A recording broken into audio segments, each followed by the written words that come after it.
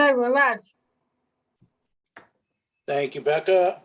Good evening, everybody, and welcome to the November 4th meeting of the Diversity and Inclusion Committee, the Northborough Diversity and Inclusion Committee.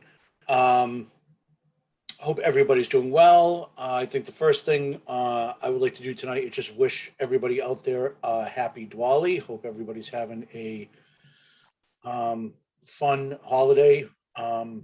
So just wanted to start off with that.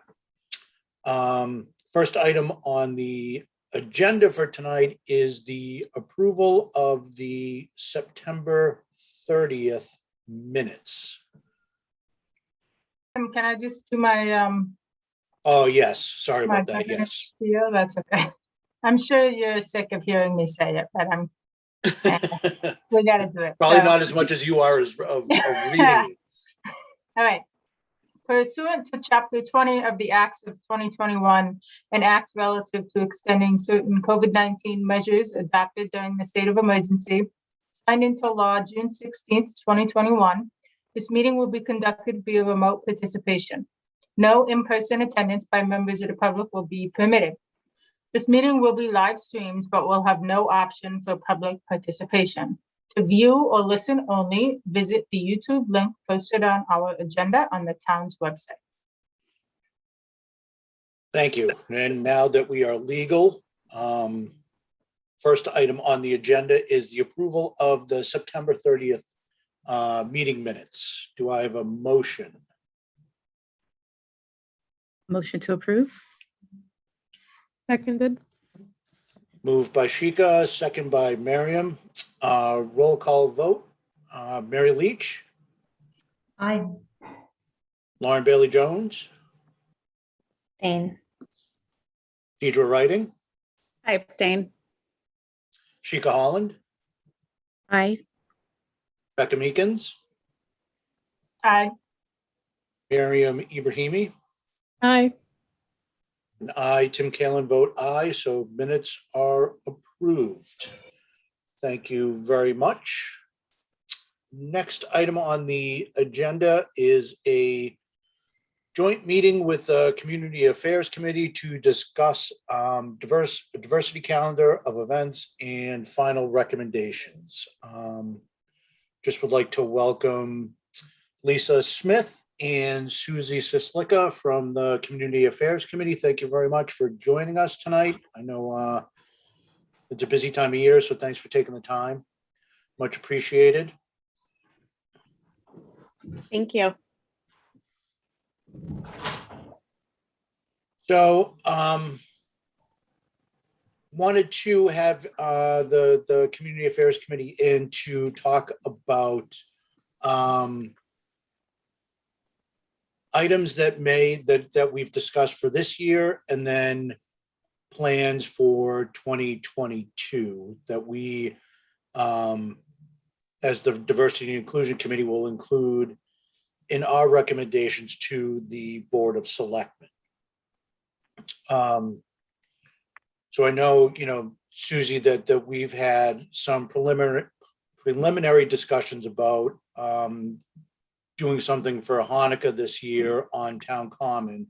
So why don't we discuss that first and then just have a discussion around 2022 ideas and possible things that we can include in our recommendations.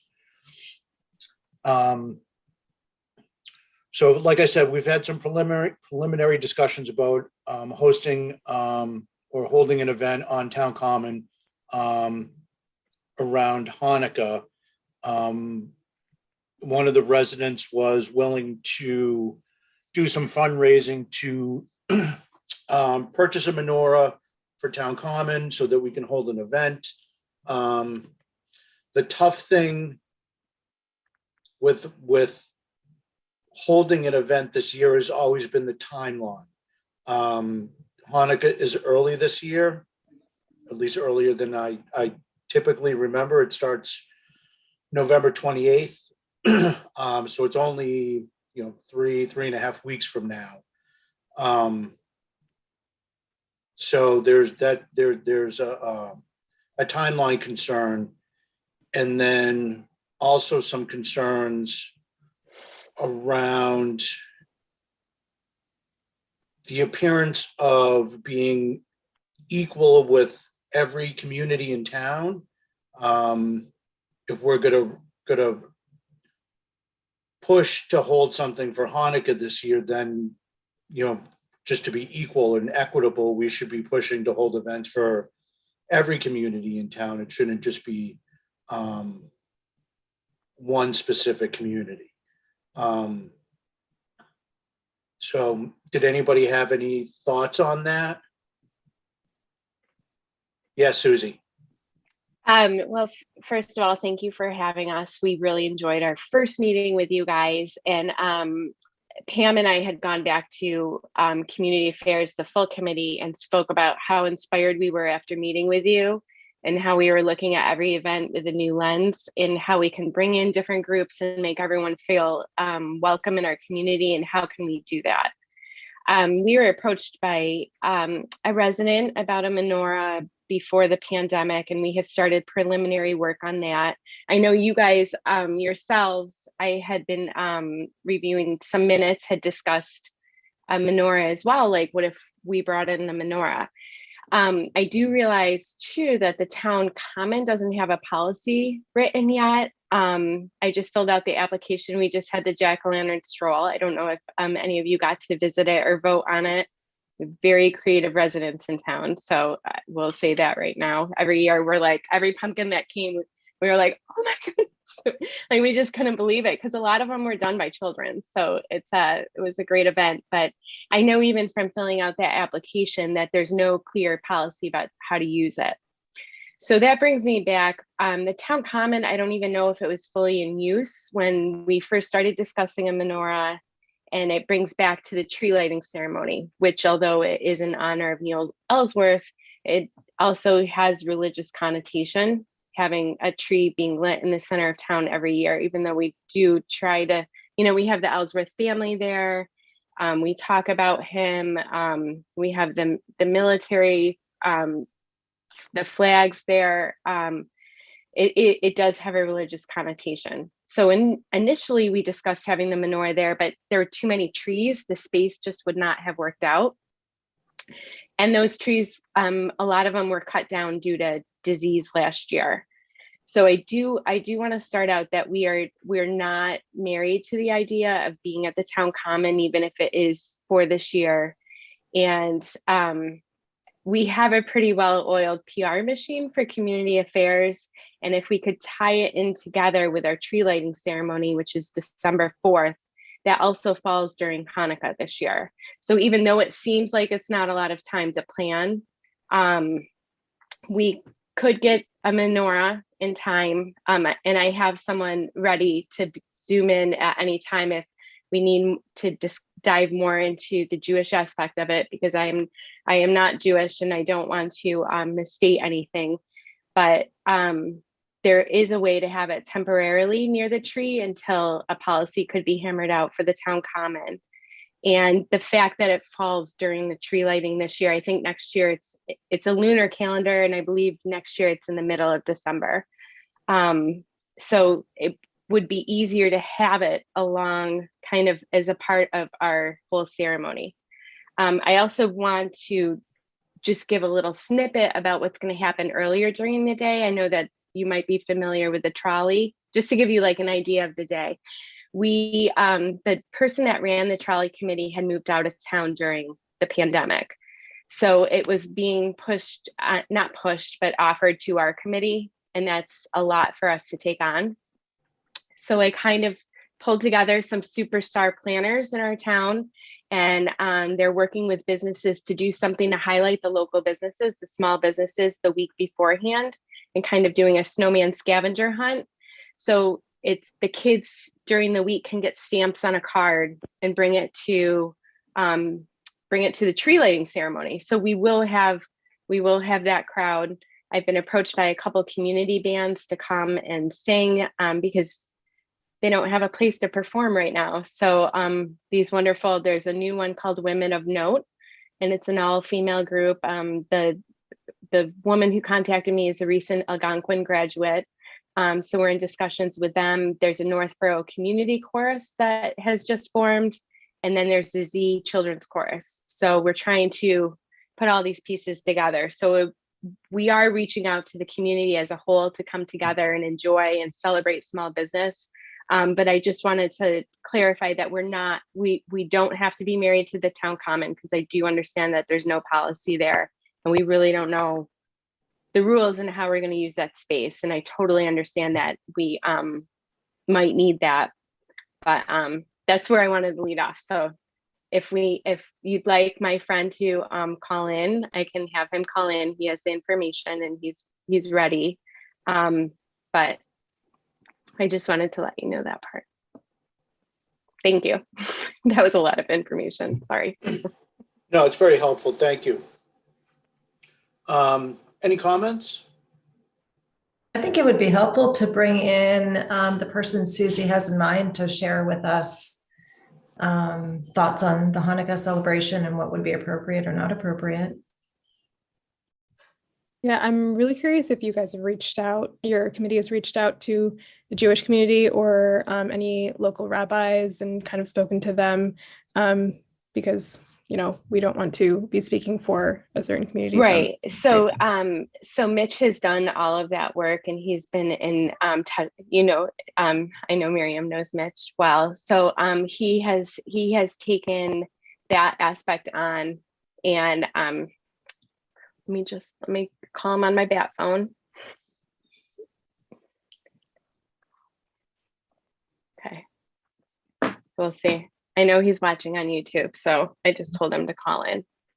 But he advised us, he was the one that originally came to us, and it was something that we were thinking about it. But when he originally came, it was too late for us to plan.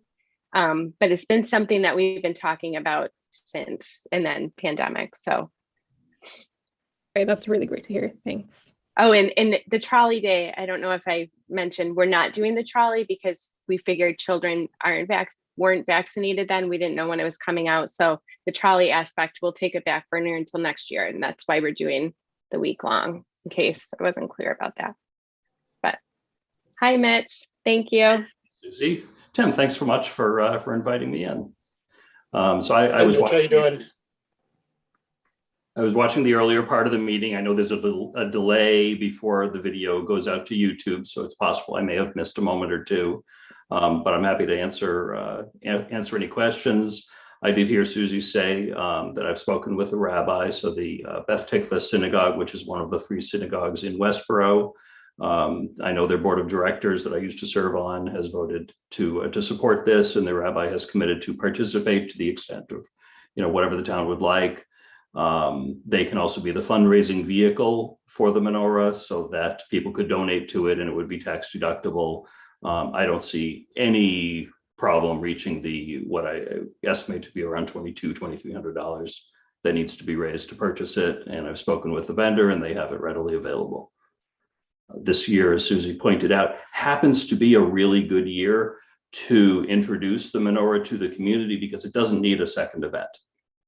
So the sort of community lighting could take place, obviously with the blessing of community affairs, simultaneous with the event that they already have planned to light the tree.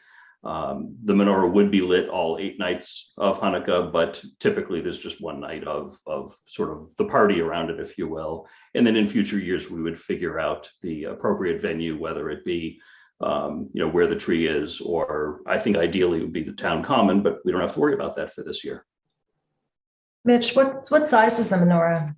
The one I'm looking at is a 9-foot tall menorah, which is the size that I see in most communities. I've attended lightings in Westboro and in Worcester. They all seem to be the 9-foot size. I think that's the same size that Shrewsbury has, although I haven't seen it in person. I know the person who handles the lighting of that one.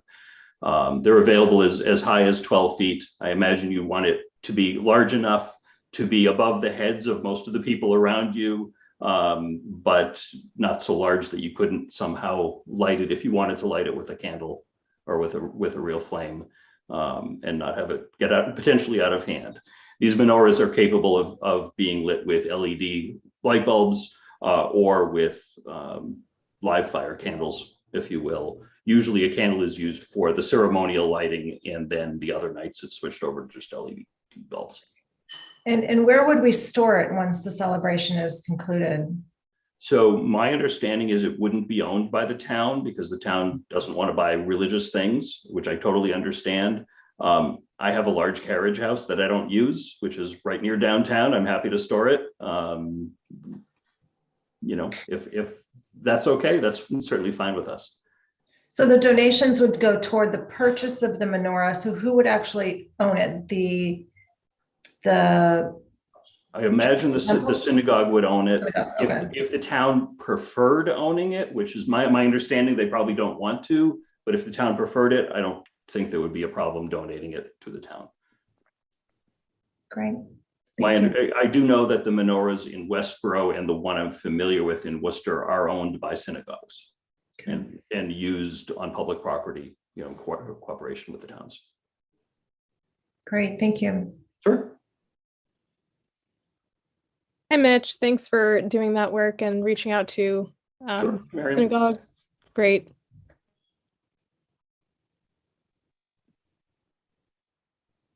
Any other questions? I'm Yeah, go sorry, ahead. Mitch. My only question is because the timing isn't the first day of Hanukkah. This is more. This would be. Is this? I think almost the 8th day of Hanukkah. And Yeah, so again, it's nice that it ties in, but does it matter to your Not at community all. that it's on the 8th day? Not at all. So the tree lighting is on the I believe it's the 7th night. So you'd be lighting 7 of the 8 main candles plus the helper candle that goes up into the center of it. Yeah.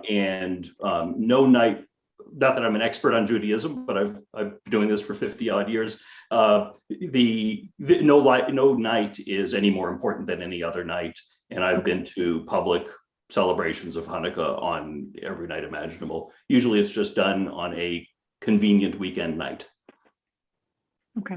And would there be concern if we didn't light them all until that 7th night? So it would be Hanukkah and they would be dark, or would the expectation be to light them individually and then have the official Yes. ceremony on the 7th one? You'd want to, the right thing to do is on the first night of Hanukkah, you light the first candle, first light, and you leave that on for a while. And then the second, you do the second one.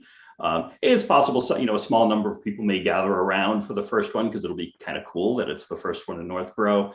But I wouldn't anticipate there being a real event until the 7th night, because it would be wonderful to have, a couple hundred people that come out for this thing. We go every year. And it's a great event. And the fact, it's sad that the trees got cut down, but the fact that there's room for a menorah now and having it be the first time, I think it's a great opportunity. Great. Thank you.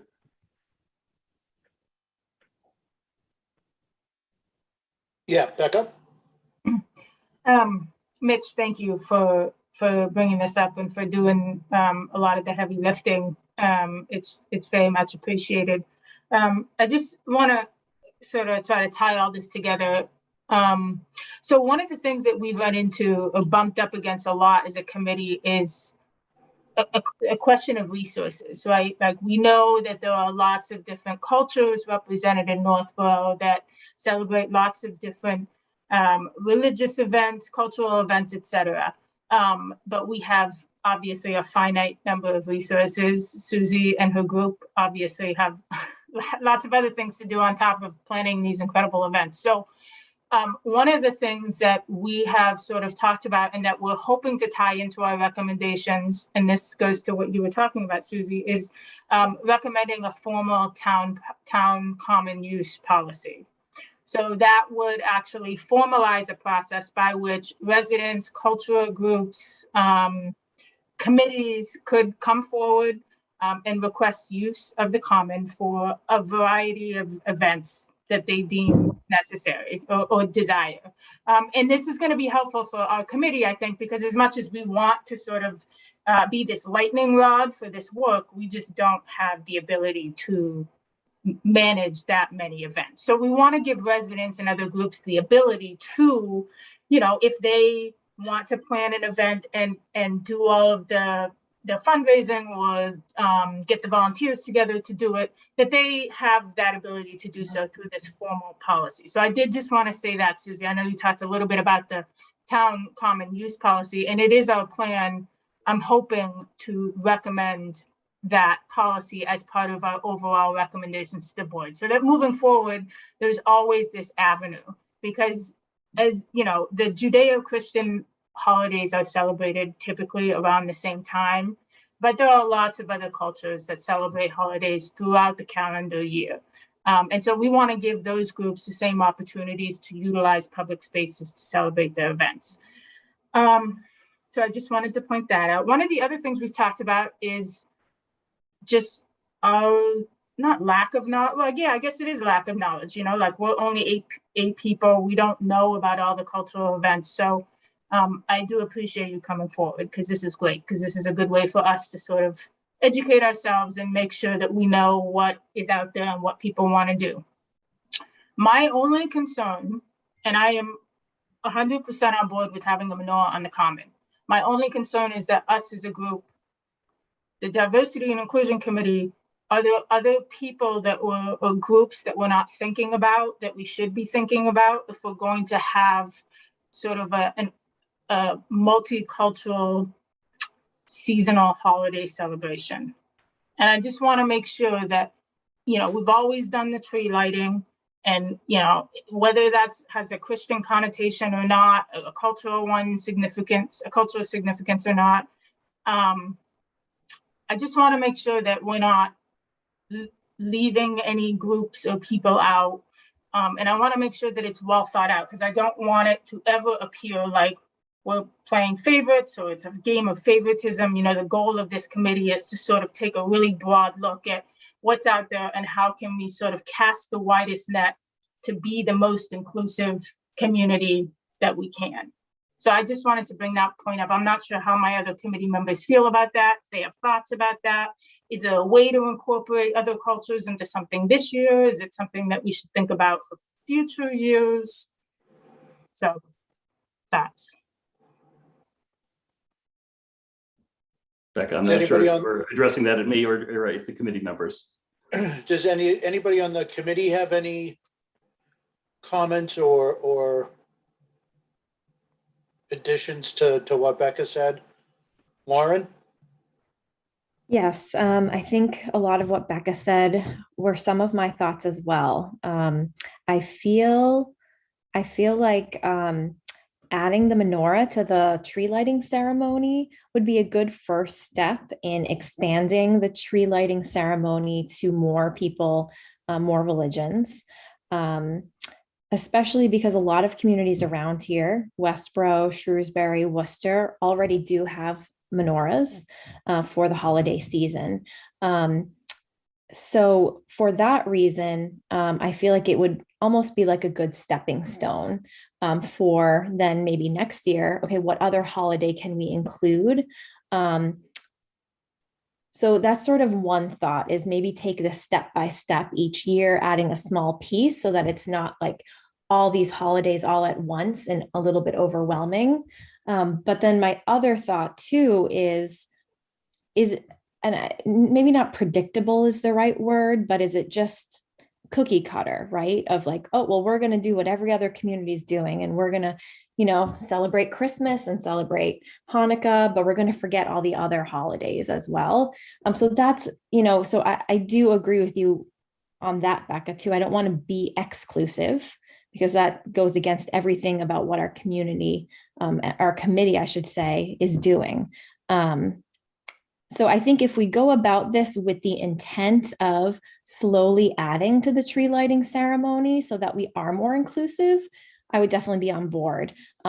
Overall, though, yes, absolutely. I'm completely on board with adding the menorah. I guess the question is, when is appropriate? Is it this year, or do we wait until next year when we can flush this out a little bit more?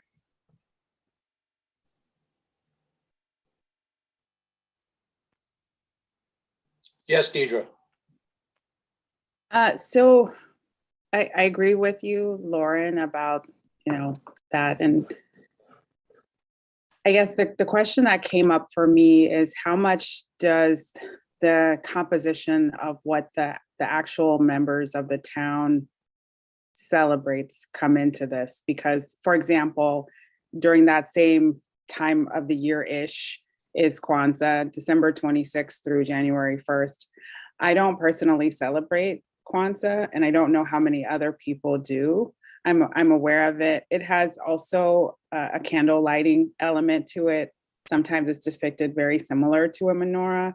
I don't, because I don't personally celebrate it, I don't know how important it is for it to be included, because I celebrate Christmas and nothing really else. So yeah, I'm going to cut it off there and say how important is it to have a picture of what the town members really want. Thank you. Miriam?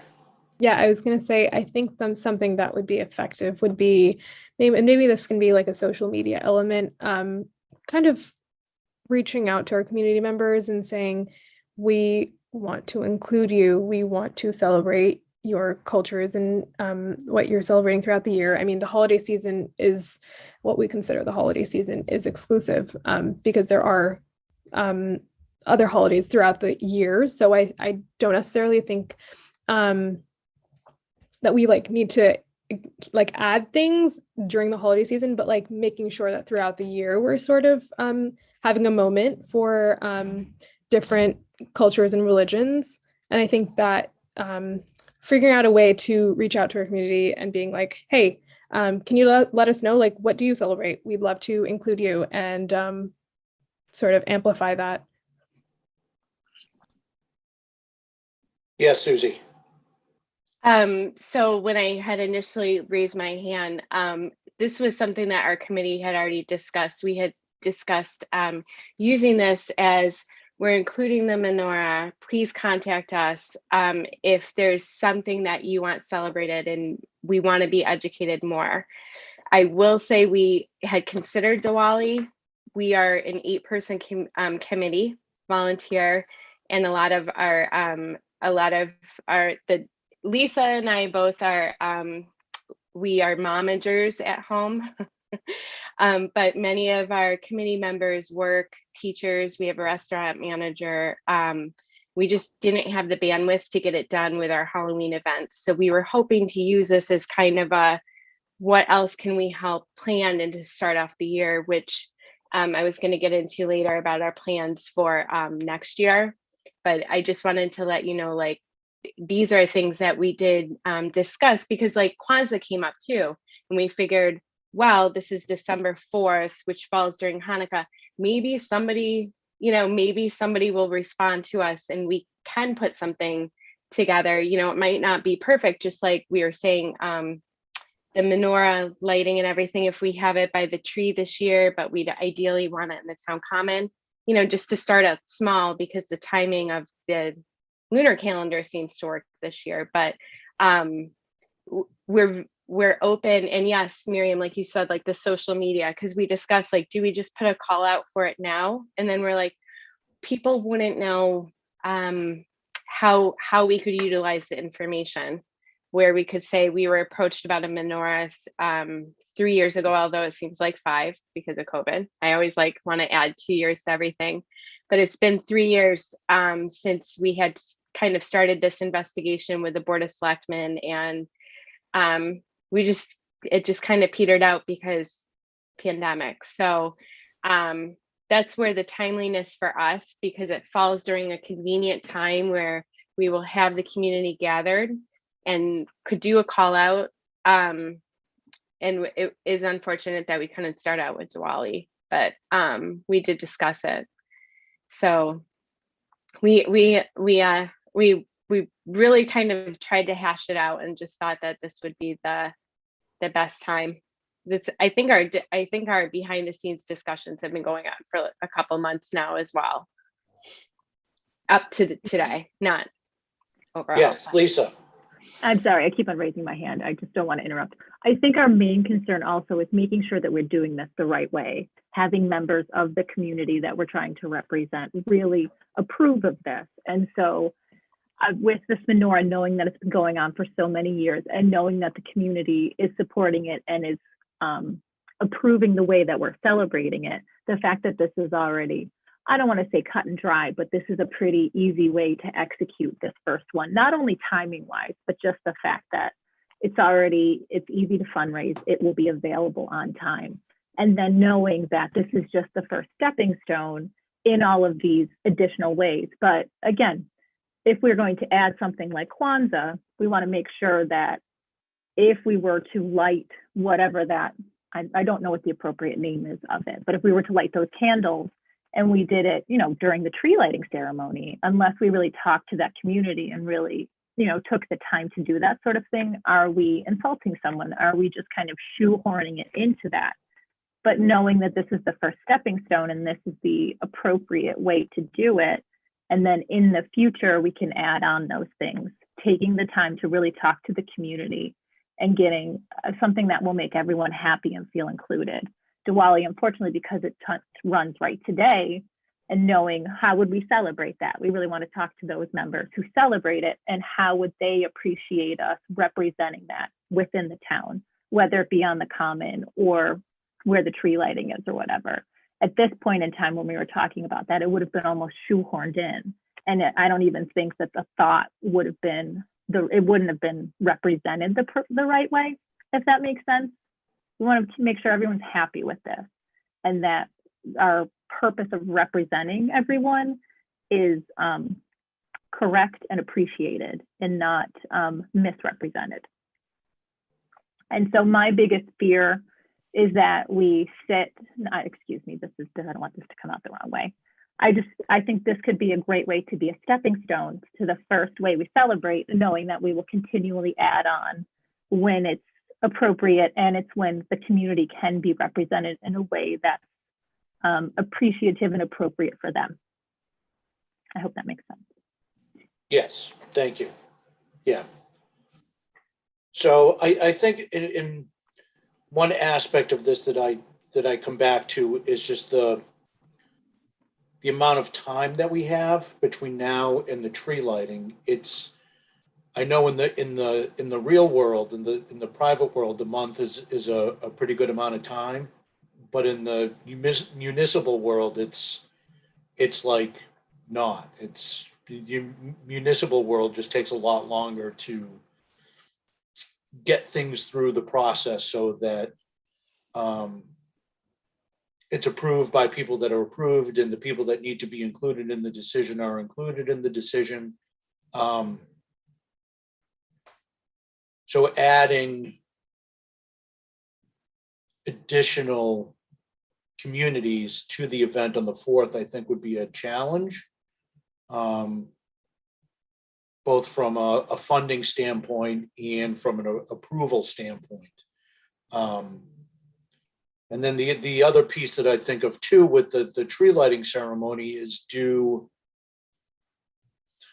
does the Ellsworth family need to be included in any of this discussion, just because that event historically has been a memorial for Neil Ellsworth, and I don't want it to seem like the town is turning it into a religious day or a religious event when that was not the intention of the event at all. I know, there's an aspect to it that, with the tree lighting and everything else, that there is a Christmas feel to it, but it's really not a religious event. It's a memorial for Neil Ellsworth. So just to be aware of that and make sure that his memory and the other people that we honor that day is treated correctly. Yes, Susie.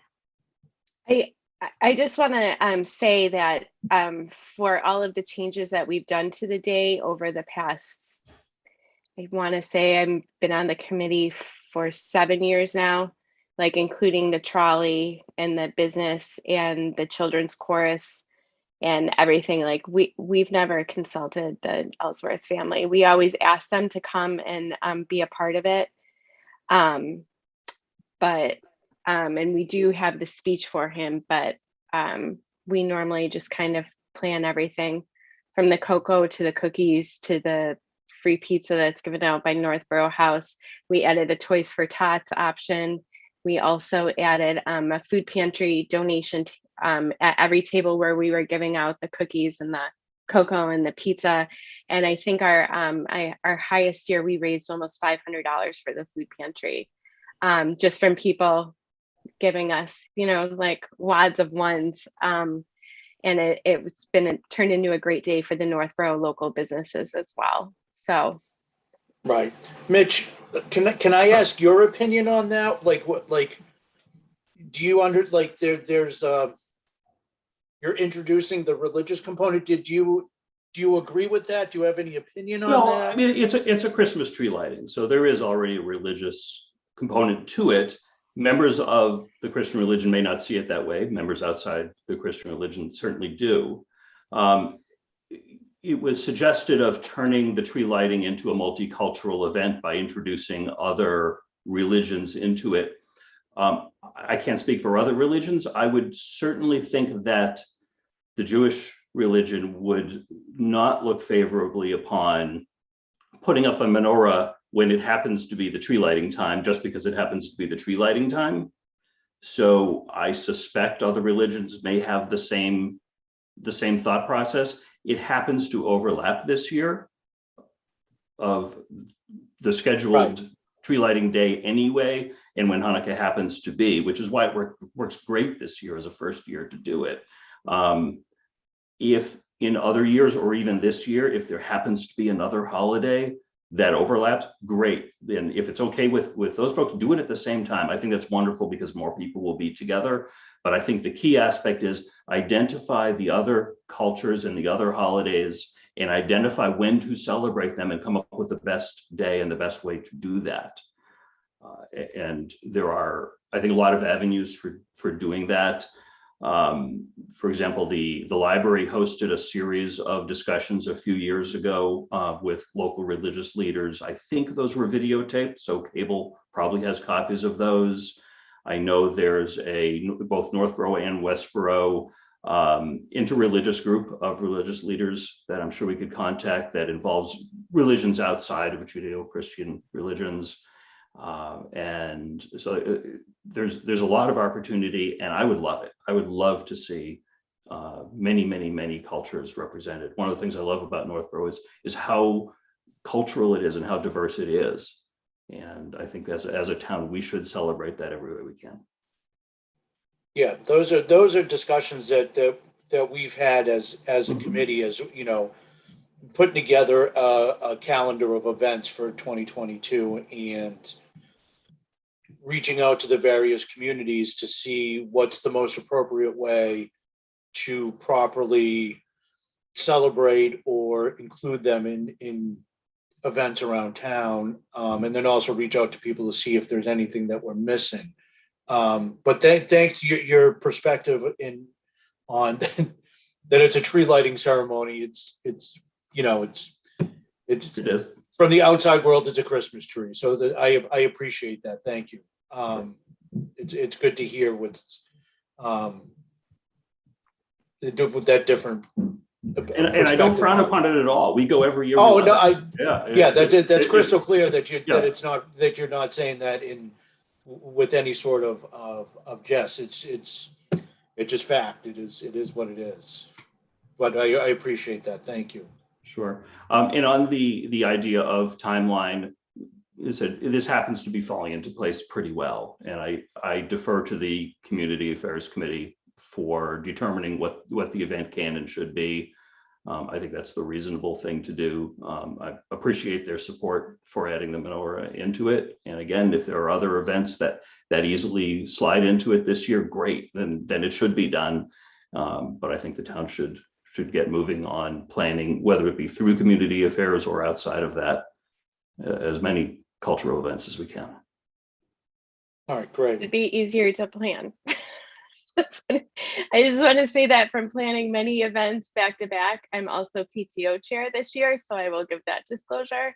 From planning event to event to event to event in October, the fact that these two could be planned together this year is definitely a plus in our planning book.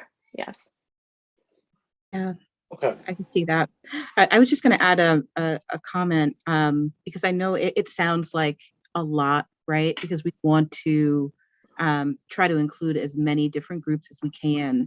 And I completely support that. But I think we also want to think about different ways that we can make these events happen, right? Like people are not opposed to joining things virtually nowadays. Like that's an opportunity for us. The other piece of that is really seeing if we can maybe tack on to events or activities that these groups are already doing. Like people are already participating and celebrating their own ways. And if they're open to it, perhaps there's a way that there could be a joint partnership in something that's already being planned. And then it's not like there's this onus on the town or on our individual committees to create something that we may not have as much understanding of.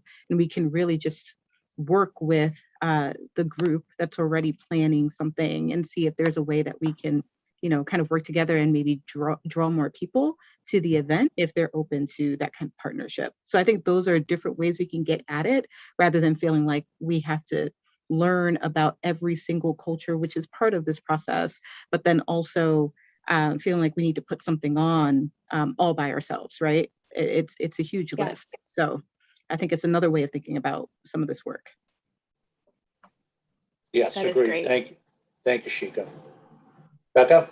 Yeah, real quick. I know it's come up a couple of times, but the desire to reach out to other faith groups. I did learn that there is an interfaith group in Northborough, a group of different clergies that come together. I understand that there is somewhat of a tie to the municipal side.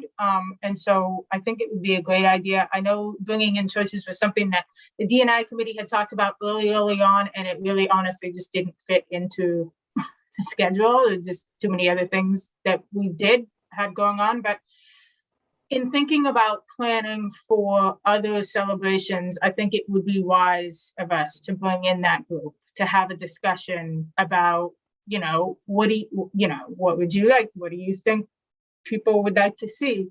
So I am going to put that on our calendar, committee members. So look forward to that.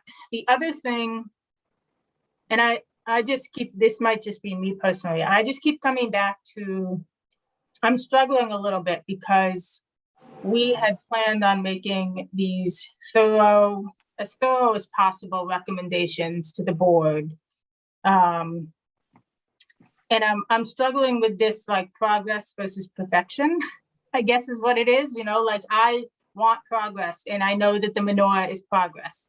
I don't, like the fact that Diwali started today and we know that there's a large Indian population in Northborough and we just chose that's not the word I want to use, but we just didn't put the effort towards finding a way to celebrate that. But yet we are here talking about putting the menorah on the common. Again, I'm in favor of putting the menorah on the common. I just want to be careful about the way that our committee proceeds with recommendations. And I don't ever want people to feel like we are playing favorites to Judeo-Christian religions.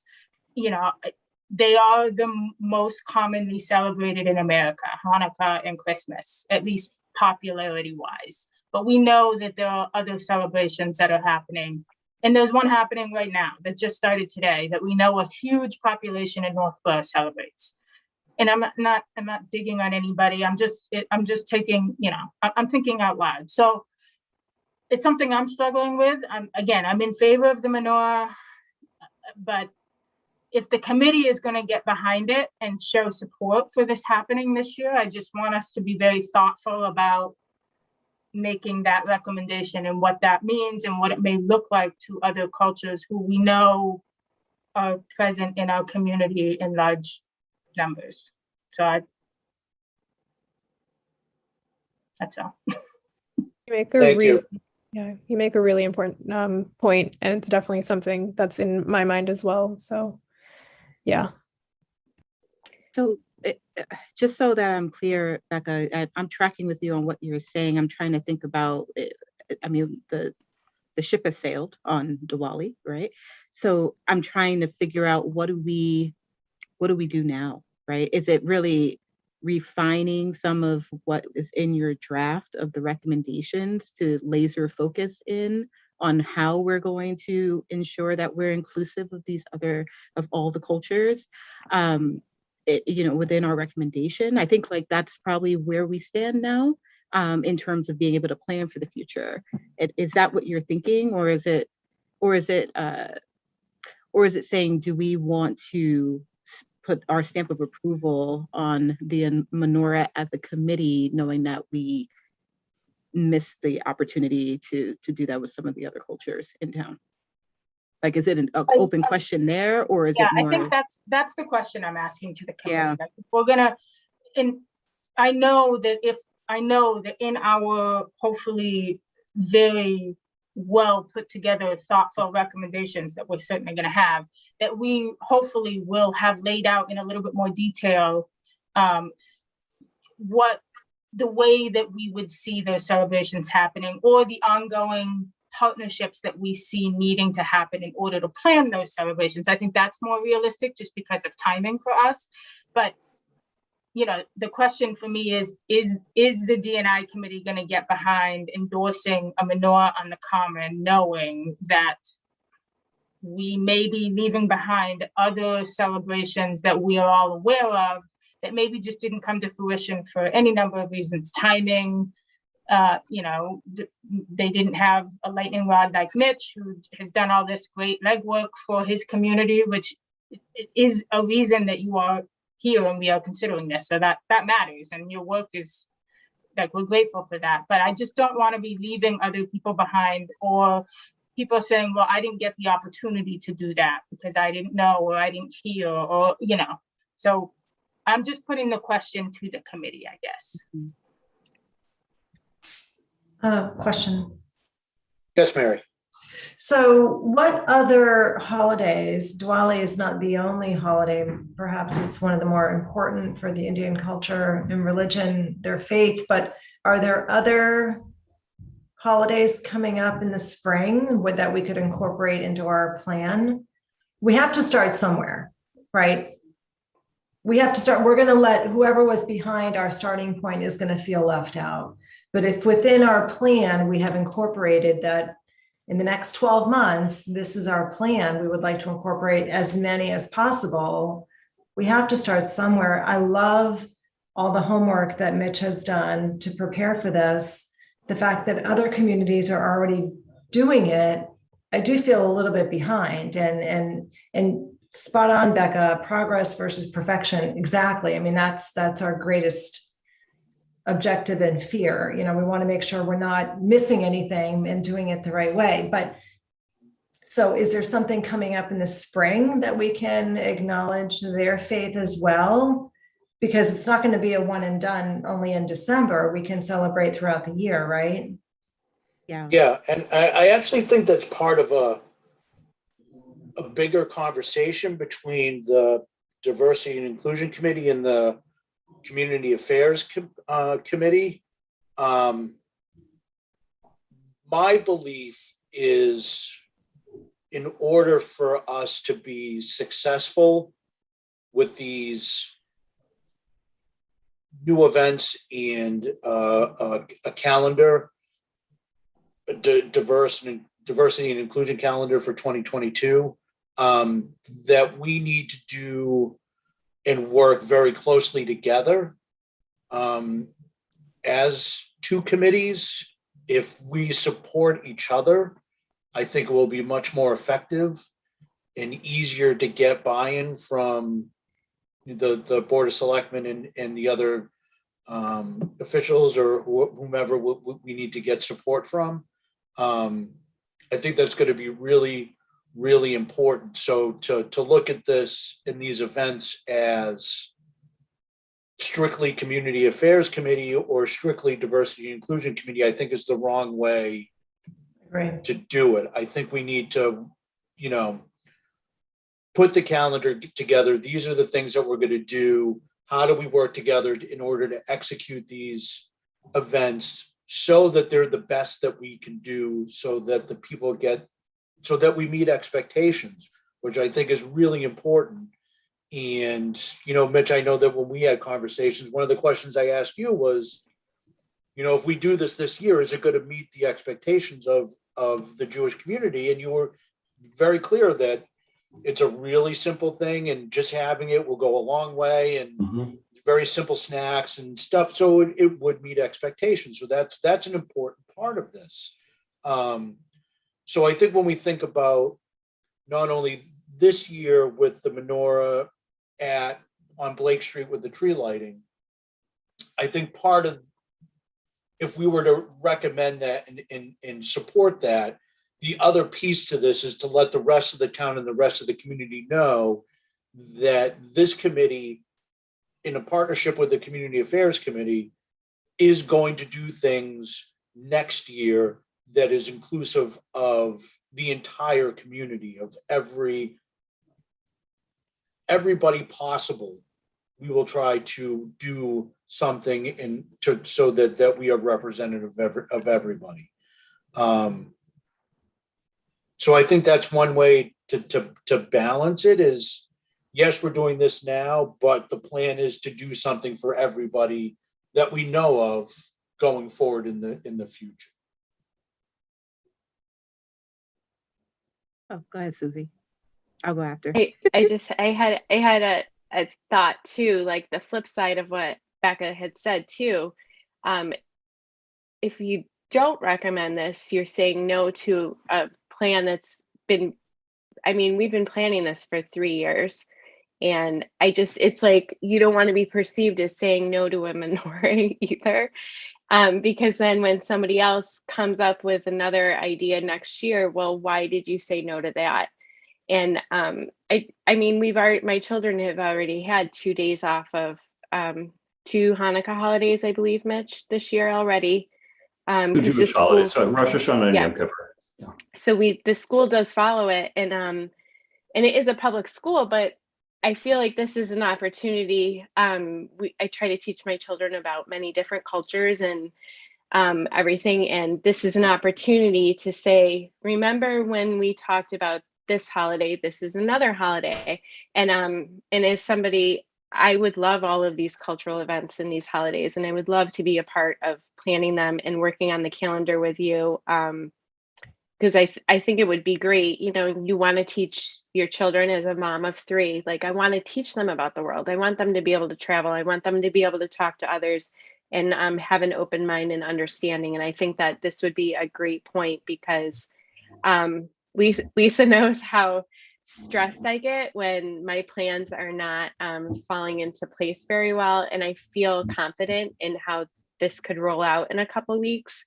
And if someone did approach us about Kwanzaa, I feel like we might be able to put something together, thoughtful, small maybe, but we do. I actually ran into the head of Northborough Cable too, and we were talking, Tim, about the live streaming of the tree lighting last year and all the stress about that. If you remember, live streaming from a phone, and we had to get through. She's like, you doubled our subscribers in like 4 days. I'm like, I certainly did. Yes, I did. So like you were saying about Zooming and everything, we now have that power where even if we did something small for Kwanzaa, maybe not on a crowd scale, maybe we could do something small and have it broadcast on cable TV and YouTube. Like, we have that ability now, or Zoom where people could join in. So, you know, just kind of incorporating the ideas where you don't want to do, we don't always have to go big to start off, and then just let things evolve and work with other groups. And I love the idea of partnering with you guys, because it is, you know, it is the help and the creativity that kind of gets you going and makes these things a success too. Yeah, I mean, the only, just a couple of things, like, as the diversity and inclusion committee, we have to consider everybody. So we're not going to be saying no to the having a menorah at the tree lighting event. There's other things that we need to consider. So it's just the wrong way to frame it, Susie. It's like we're just not. It's not. I didn't mean that as offense. That's some of the things that have been said when it was found out that I would need a recommendation to go forward to the Board of Selectmen. So that's the comments the feedback that I've received from some people in the community. So I just thought I would voice it. Okay. Yeah. I mean, I just didn't to mean be it in an clear, offensive I mean, I'm way, not. but it's like the flip of what Hold she's on, saying one- too. That's One what second, you know. Susie, I just want to say, I was not trying to insinuate that the committee would not support putting a menorah on the common. I'm trying to think about timing, inclusivity, thinking about why we choose to celebrate publicly the things we do and why we choose to overlook others. And I just think that as a D&I committee, we need to think about those things, about why we're more receptive to having a menorah than we are to celebrating Diwali. And there's a reason for that. It's because those things are popular in America and they're ingrained in our culture. That's why. It has nothing to do with you or me or Mitch personally. It's just about the world that we grow up in. And this committee is doing a lot of work to try to see past those things and find ways to bring in people who are typically on the fringe and don't see themselves represented in the day-to-day, on TV, on public events on the common. And so I wasn't insinuating that we would not support a menorah. This committee needs to think critically about when we put our voice behind something, what does it look like to the community? And what does it look like to the people who are typically on the outside? Because our goal is to bring those people in. So I want to make that perfectly clear. I did have a question about the recommendation too. Is this the overall recommendation? Are you guys still in the study phase for the overall recommendation for the town? Or is this just for this event? Like, I wasn't sure the timeline, like when that report was going to be going to the town, or if the recommendation was just for us for this event. We're not due to make our recommendations until the end of the calendar year. So probably at the very beginning of 2022, we'll go to the board with a set of formalized recommendations. So this conversation is kind of happening separately on the side. I know because of the timing, and I understand that the timing works really well because Hanukkah and the tree lighting line up. And I want to be open to that, but it is, see, I was led to believe that it was going to be done by these 2 weeks from Monday. No, we're scheduled. Yeah, I think I was communicated too a little differently. But I think we're scheduled to go before the board in January. Right now is when we'll be giving our final recommendations. So is there going to be a recommendation to the Board of Selectmen for this event now, or? I think the board sorry. would. It's not against you. I'm just really confused. I've been communicating with the Board of Selectmen chair. Now I'm very confused about the timeline. I think the board would feel more comfortable if the diversity and inclusion committee was in support of moving forward with the idea of having a menorah at the tree line. Okay. So I just wanted to publicly say, Becca, thank you for pushing us to think beyond, just where this conversation started. And as we've started to get more and more of that feedback and this dialogue, it's necessary. So thank you. What I was going to say was, I personally am, I think everybody is, and I don't want to speak for everybody, but I think we're all saying yes, let's move forward with what we've talked about with regard to the menorah. I feel comfortable and proud to have the D&I committee's name behind that. I think we also separately need to talk about, almost the PR component of this, right? Because I think that's what we're all kind of alluding to. Like, what does this mean when we say yes here, but perception, right? The perception is that we haven't talked about any other holiday or any other culture. And so I think that's something that we can try to figure out as a team. But in the short term, like, I think that this is something that is necessary and we need to move forward with. It's probably another opportunity for us to have an open listening session, perhaps, with our community, maybe not before the close of the year, because things are getting crazy with timing and such, and we're trying to be laser focused on our recommendation, but that can be part of what we communicate out. We want to hear from you all. Like, let's maybe have a listening session or some other means for people to give us feedback, because if we put together a calendar based on what we know or what we can Google really quick, we're going to miss stuff. So I think we need to start to get that feedback direct from folks in the community. But in terms of this immediate ask, I personally am voting yes. Like, I think we should do this. This is a good first step, and we need to talk about what we communicate out to our community, knowing that we don't want to leave anybody behind in this effort to move forward as an inclusive group of people. Thank you, Shika. And I tend to, I lean towards agreeing with you on that. I do think, Becca, I think the process versus perfection is where we're at. And I think perfect, my personal opinion is perfect doesn't exist. So I think this is probably as close to perfect as you're going to get between all the different variables lining up in the right way.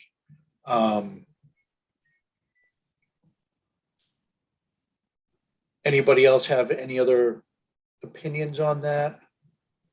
Mary. So two things. I apologize because at the beginning of our session together, I didn't realize that you were already planning to move forward with this. So I apologize, Mitch, for asking specific questions about the menorah and the height and who's going to store it, who's doing what. So forgive me for that. I misunderstood. No apology necessary. I misunderstood where this was, where the amount of planning that's gone into it. And I concur. I am completely on board. As I said earlier, I think we should absolutely move forward with this. I support you 100%.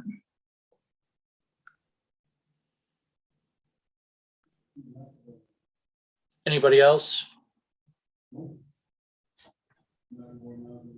Mitch. Yep, just a couple of things. I appreciate the comments and the feedback from members of both committees. One, about rolling this out to additional cultures. People will notice that there is something additional there at the tree lighting, the menorah. It will be spoken about. It's also an opportunity for whoever wants to take the lead on it to say, this isn't just the second event that we're celebrating. This is the second of, we hope to be many. And I can't speak on behalf of either of your committees. That's just a great opportunity. You're gonna have a couple hundred interested people there. Plus it'll be on cable and everything else. That's the perfect opportunity to say to the community as a whole, talk to us about your cultures. Let us know what the events are and start to build that into the town's annual calendar as the events come up. And hopefully by the time we get to this time next year, there aren't just two. I mean, there'll be whenever they happen to be on the calendar, but there will be many. Many that we've talked about, that you've talked about tonight, and some we've never even heard of because we've just never heard of them. The other piece I wanted to make sure of is that we are talking about menorah lighting simultaneous with the tree lighting. That is sort of one event that encompasses them both. For that to happen, the menorah would have to have a place to live for the 8 nights of Hanukkah. So my anticipation, it would just be in that same spot for all the 8 nights. There wouldn't be any large event on any of the other nights, but it would just need to be there and have an electrical outlet. So I'm happy to work with the DPW or whoever wants to take the lead from the town and just sort of finding the best exact spot for it and where to plug it in. Okay, We'll arrange those details, Mitch, with the DPW. Fantastic. Thanks, Becca. all right. And I think the only other ask I would have, Susie, is if you guys do hear from other communities in town, if you could just keep us in the loop and let us know. So that way, if we can, if we need to plan something additional, that we're all on the same page, that would be great. Yeah. And I just want to say, because I didn't realize, like I said, I didn't know where you were in your timeline. And from what I heard from the board, was a little misled about certain things. Maybe not misled. I could have misunderstood too.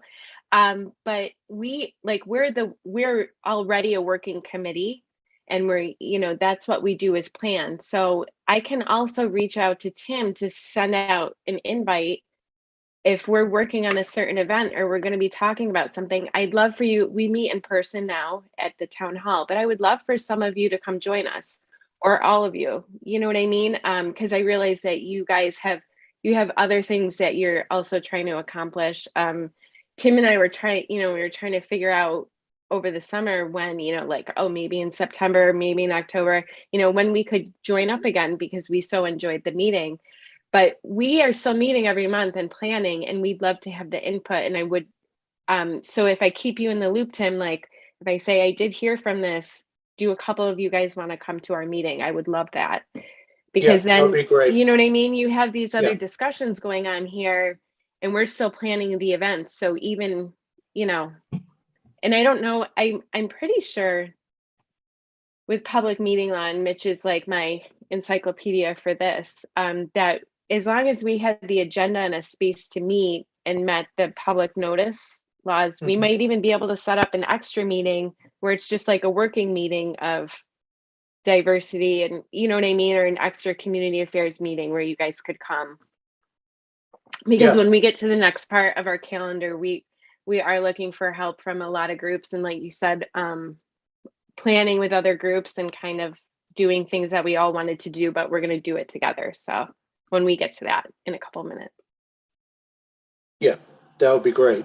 Just one Yeah. last thing, Susie, on that, one of our recommendations is going to be that the BOS make the DNI committee a permanent advisory committee of the Board of Selectmen. And so part of our recommendations is going to be allowing DNI to develop ongoing partnerships with several different committees in town. And one of the big ones is the CAC, because you guys do so much work around events in town. And a lot of what recommendations are focused on are creating public events that are inclusive in their nature. And so I think, I don't know if there's a standing meeting, but I think that if the board does take our recommendations, I would expect that our committees would hopefully work pretty closely together in the future. At least that's my goal when I envision that, the next year or so.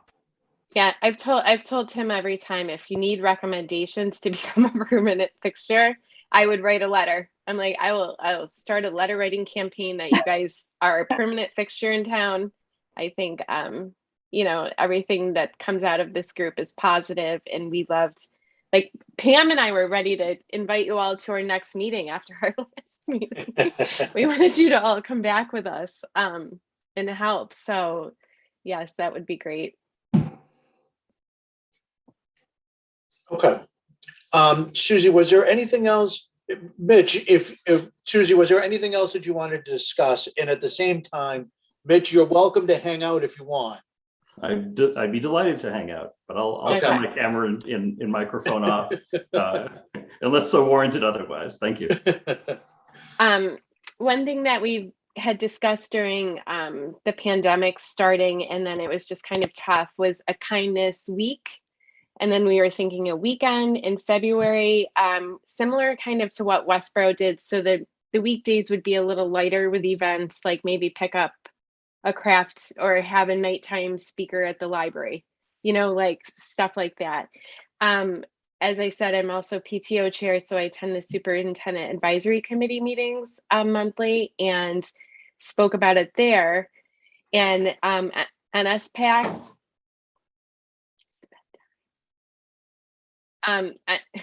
They're gonna try to find me, so I apologize if I have little ones coming in. But NSPAC wants to work with us, the PTOs, and Greg Martineau has pledged his support in that he wants to be involved as well. So really creating a Northborough, Southborough kindness week, and talking to different groups and who wants to be involved. And, you know, we were even envisioning like, one of my friends had brought up, Miriam, I think you were on a call one time about a cultural fair, you know, like either in town hall or at Trinity Church or something, you know, different events the weekend. So we would love your help in planning that because it's never been done here. And, you know, but we have a lot of people that are very interested. And even if the library had like, we were even thinking like pick up a rock to paint on this snowy day or, you know, different things like that. So would love to know your thoughts on that, or if it's something that you'd like to research, you know, and email me ideas or examples from other towns or communities. So that's our next big push. We're going to do the light up the town contest for the houses, but that, I mean, that's really, that'll Okay. be it through Yeah, February. and So. if you guys are gonna have a planning meeting about that and want to extend an invitation to us, that might be a good opportunity to have a joint meeting to share ideas on that. Yes, I think we would probably start it maybe in mid-December. Maybe we would probably have to start it in mid-December. So it'll be the third Wednesday in December. I'm not sure. Yeah, well, once you Calendar have on it, the wall just says let us October know. right now. So yes, I'll be in touch because we would love to work with you guys on that. And I had spoken to the Cultural Council as well. Everybody just seems to be on board. So if you guys have any ideas or things that we can offer to the town, a lot of the times these groups work better when you say, oh, you could do this or this or this too. Like it'll either get them thinking or they'll, you know, use that too. Yeah. Okay, that sounds great. And like I said, just let us know and you know, we can all put our heads together and I'm sure we'll come up with something that'll be pretty neat. So. All right. Well, thank you And- very much. Oh yeah, I was just gonna say, and any ideas on how you would want to use it, or if you want me to share anything, if you guys come up with a graphic or a flyer after the December 4th event, like let me know. We have the people that we, you know, work with and advertise with and sharing on social media and our website. So. Okay. All right, great. Thank you. All right, perfect. I just want to say, listen, I think between our committee and your committee, we can accomplish some really great things for the community. I'm really excited and really look forward to working with everybody. And I think it's going to make a big difference, and I look forward to it. So thank you very much for joining us tonight, and we all look forward to doing some important work next year. So thank you. Yes. So maybe I'll see you at the December meeting. Yes. It great. is in town hall and it's very dark and creepy. So I'm just warning you. It's like I have to unlock the building. So just be prepared on that. But nobody warned me. So yeah. And then I talked to Tim and he's like, oh yeah, it is pretty creepy in there at night. I'm like, you didn't tell me. Nobody told me. Well, thank you, Susie. Thank you, Lisa. Thank you, Mitch. It was good seeing you all. Thanks Thank so you, much, you everyone. guys. I really Thank you, appreciate Lisa. being listed here. Thank you. Thank you. Thank you very much. Bye, Mitch. My last comment, I don't know, Tim, if you want your board to take a vote on the menorah for this year or if it's a consensus agreement, however you normally take those things. Becca, I think we have consensus. yeah. So we'll convey that to the board. Absolutely. Thank you very much, Becca. I appreciate that. course. Thanks, Tim. Thanks, Susie. Thanks, everybody. Good seeing y'all. Bye-bye. All right, thank you, Mitch. Thank you, everyone.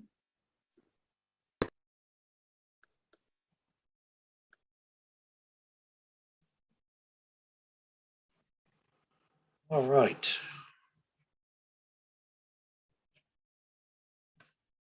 So next on the agenda is discussion on the charge and scope for the committee for next, to include in the recommendations. Becca, did everybody have a chance to read it? That way, so Becca, you don't have to go through word by word. Did anybody have any specific questions about it?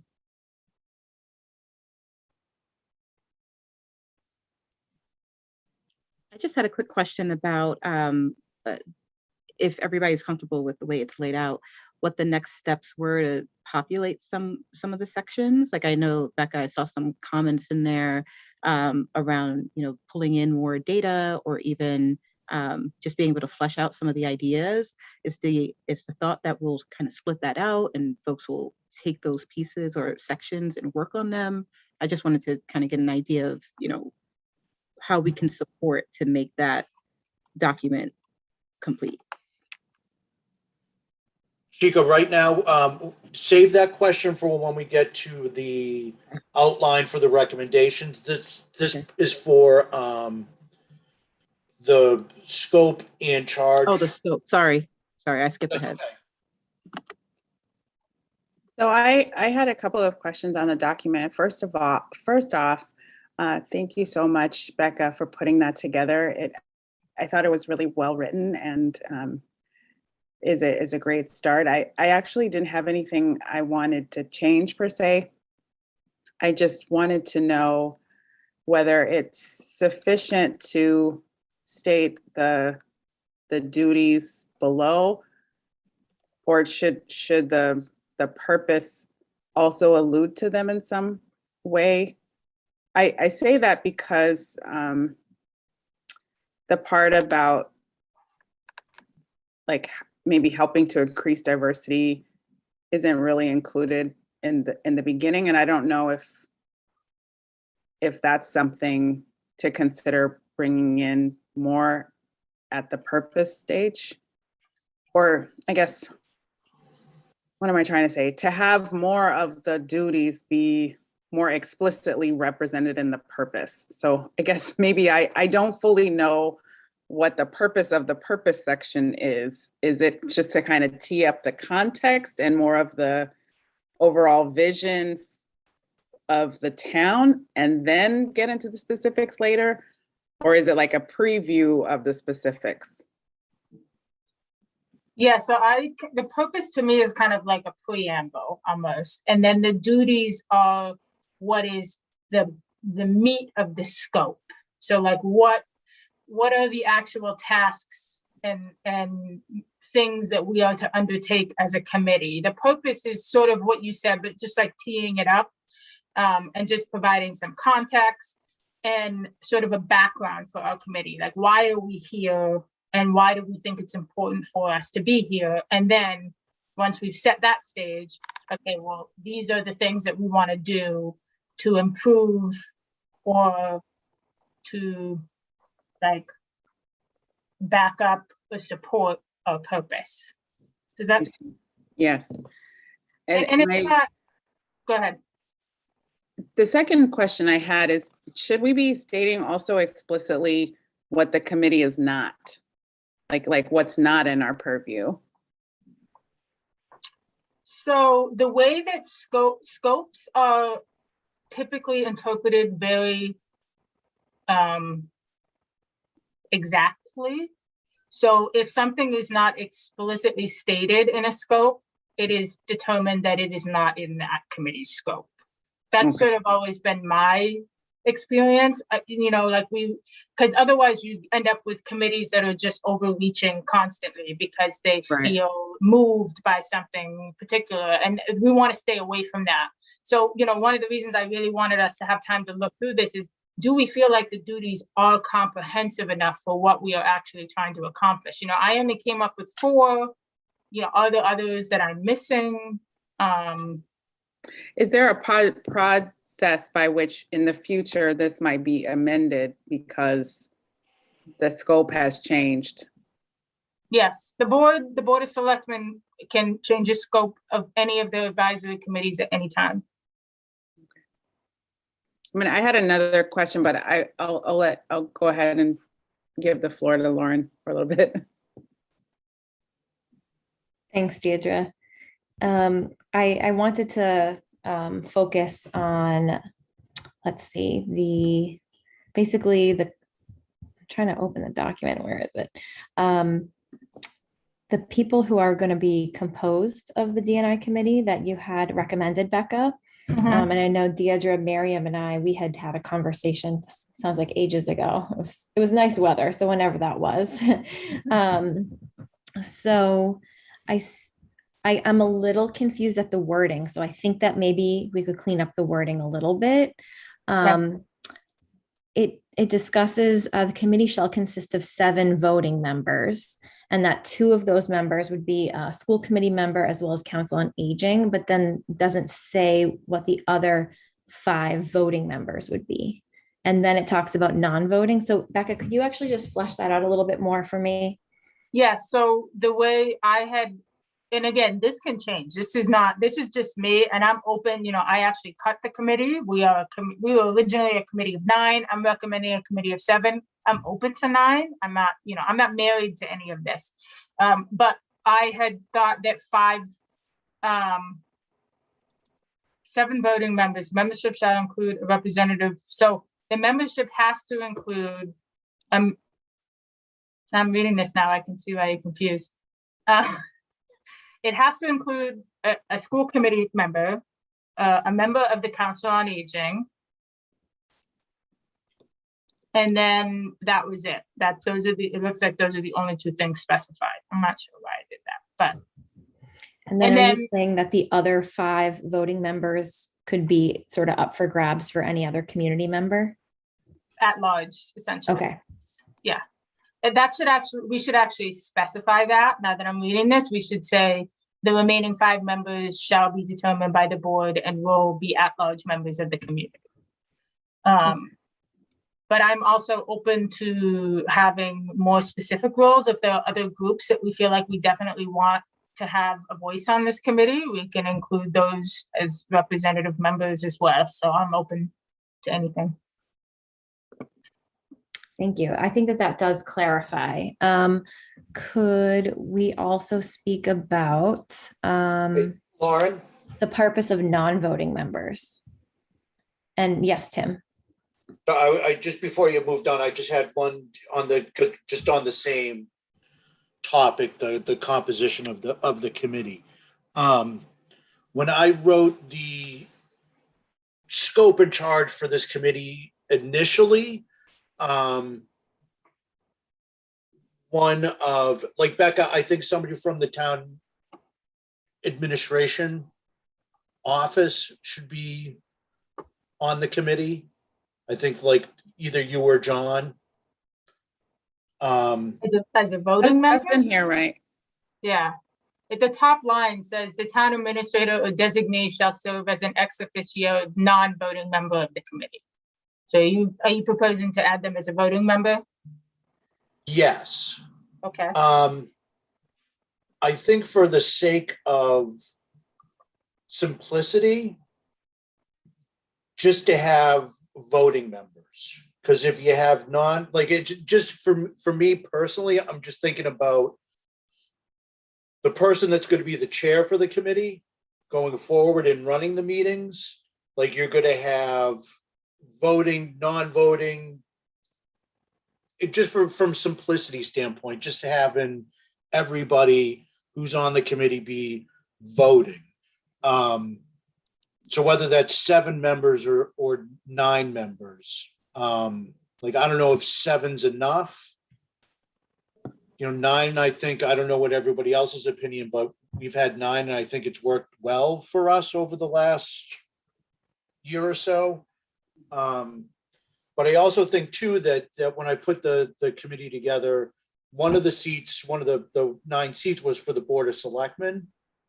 And I actually don't think we need a seat for the Board of Selectmen, because what the Board of Selectmen can do is just assign somebody from the Board of Selectmen as a liaison to the committee, and they're a non-voting participant on the committee, but then they can join the meetings and participate as they see fit.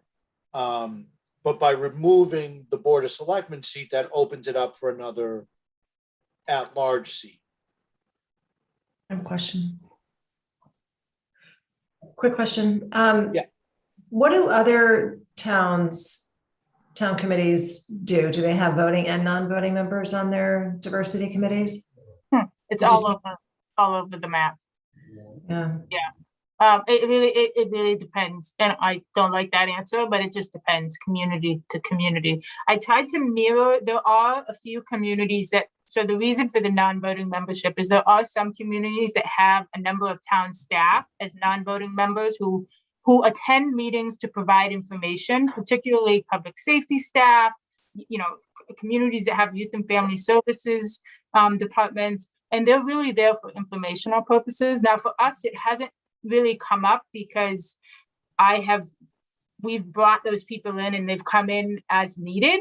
But if, like, for example, I imagine when we're getting into the strategic planning piece of this and we're working with a consultant and we're working on, policies that are going to impact staff, particularly public safety, you're going to want a public safety representative at your meetings to be providing regular input during that process, because it's going to make it easy. Then you're not going to be going back and forth constantly.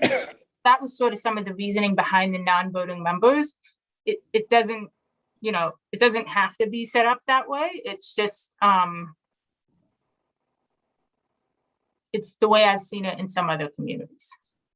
I feel like the value that Lauren and Deidre have been able to share with their participation on the school committee level has been valuable.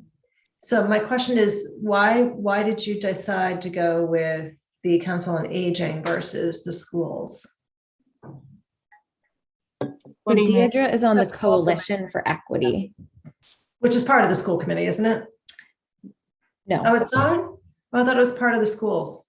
It's part of the schools, yes. Okay, so part of the schools, not necessarily on the school committee, but you're on the Coalition of Equity that works with, I don't know what exactly the connection is, but I guess my point is, I think that's been very valuable to have somebody here speaking on behalf of the schools and the progress you guys have made, because I've always felt that there's a significance to knowing what's going on in the schools, so we're not redundant in our efforts. And I don't see as much of a significance on the Council on Aging, but that's just, I might be missing something. I like that. I completely understand, Mary, and I agree too. And Deidre, perhaps you agree. I think, sitting here in these meetings and also the coalition meetings and seeing the overlap has been really helpful for big picture planning. I like, Becca, that you included the non-voting member shall include a school administration representative, because one thing that maybe many of you don't know is that there are many administrators who serve on the Coalition for Equity. So the director of operations, the assistant superintendent, there's a lot. So I think there's probably about 4 administrators who sit on that coalition. So because they sit on the coalition, I think they would be a great resource, not to vote, because they may not be Northborough residents, but to bring that information into the meetings, just like you're saying, Mary. Does that make that a little bit clearer? It does, but if they're not residents of Northborough, does that add value? The value we need? I think so, because they are sitting in on these meetings for the Coalition for Equity, and essentially doing the work for the community from the school level. So I think so. Deirdre, I don't know, what's your perspective about having a school administrator serve as a non-voting member, even if they don't reside here? So I think it would be good, especially since they're doing a lot of town surveys, like, you know, they're not the whole town, but at least the community of people who have school-age children, and tapping into that body of knowledge, I think would be really great. As well, I think something I keep hearing is this like collaborative events. So being able to have a member that crosses community committees to make those events happen, I think would be a really good asset. And then we wouldn't reinvent the wheel. So they're already doing an equity audit, have hired a company to do that, and vetted several companies beforehand. So we would be able to leverage, we can still do those things, but it's nice, I think, if that was like it could come up more organically. Yeah, I agree.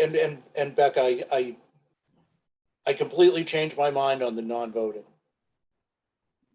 I didn't quite understand. I didn't quite understand, but after you explained it, it makes all the sense in the world to have those non-voting members. When you put it as having people that come from the town, Yeah, that are just there to provide. It's not like it's residents at large that come in and just sit in on the meetings. It's actually people that can add value to the meetings. They just don't vote on. I'm thinking like Kathy Jubert at the planning board. right.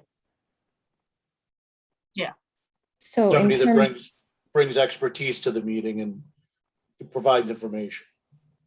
So that And makes all this. to be clear, they won't be considered full members of the committee. So they won't be considered in a quorum. So they don't have to be at every meeting. You won't Right. need them at every meeting to have a meeting. They're there for informational purposes to help the committee move the goals forward. That's really the purpose. Yes. Perfect. so I think for clarity purposes, the only thing that maybe needs to be added in that second sentence in the second paragraph is the K-8 school committee, the council on aging, and then 5 what is it called? Community members at large or something like that. And then I think it will be a little bit clearer. Thank you.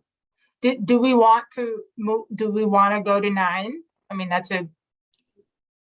I mean, Tim, I know you felt like 9 was a good number. I mean, that would just mean that you'd have 7 at-large members as opposed to 5.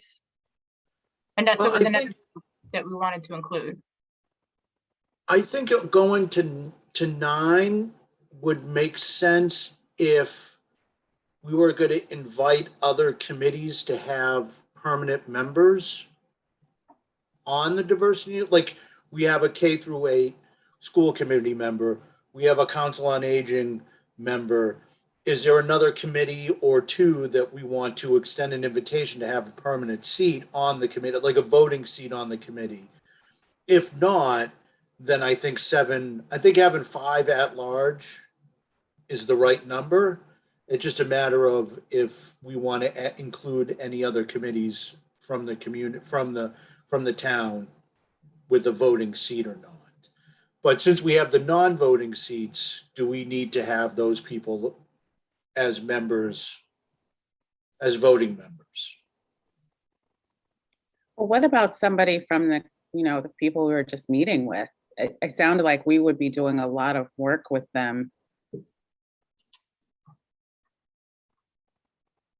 Yeah, a representative from the Council community affairs. Community affairs. Right. They're already so busy. I can't imagine they would be able to even embrace another committee seat, to be honest. Mm. But collaborating with them is fantastic. Do you Working know what the together. membership is of the CAC and whether the Board of Selectmen could increase their number by 1 member for this very purpose?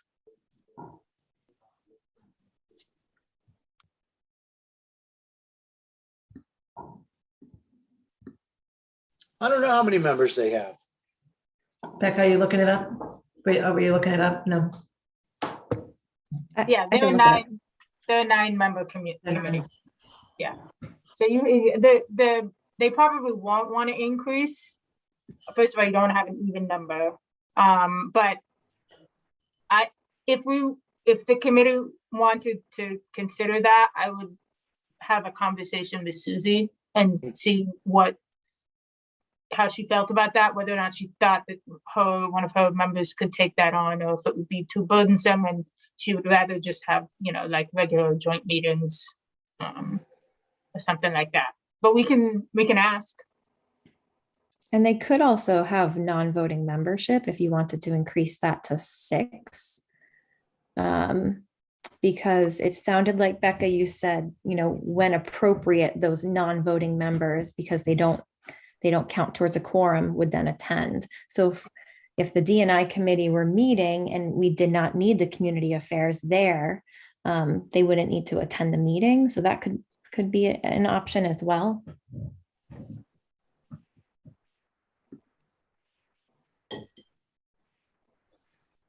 Or they could just be one of the 5. The at-large, you mean? No, one of the 5 non-voting. Yeah, we would have to just cut the youth representatives down. I mean, because the non-voting consists of a school admin, a public safety, a family and youth services rep, and then 2 youth reps. That's 5. So, but you could reduce the youth rep down to 1 and add a community affairs committee rep. Yeah. Yeah. Okay.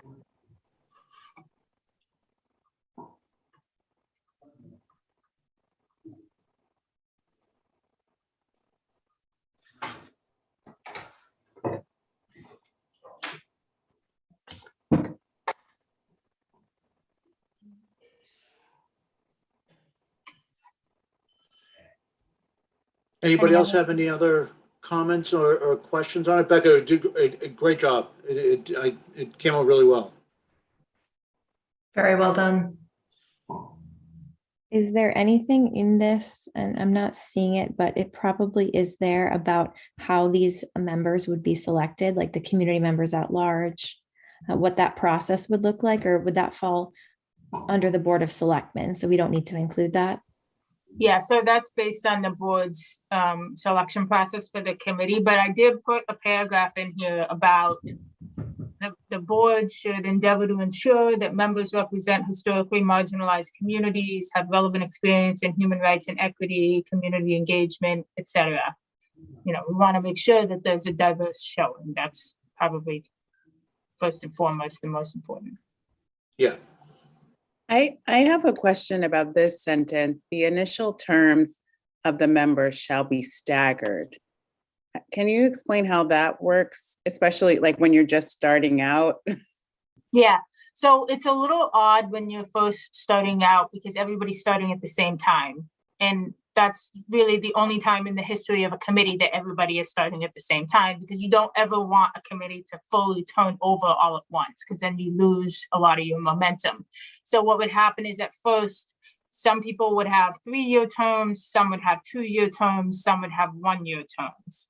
And so the board is going to have to make a decision about which people get 1-year terms and which people get 3-year terms. And then as the reappointment happens, those terms they'll change, because some will come up every 3 years, some will come up every 1 year. And in theory, you wouldn't always have the same term. Does that make sense? Yes, thanks for explaining that. Okay. I just wanted to add that I don't know if somebody mentioned this, but I do think we should expand it to 9 voting members, and then add somebody from the Coalition for Equity. I think that would be a good idea.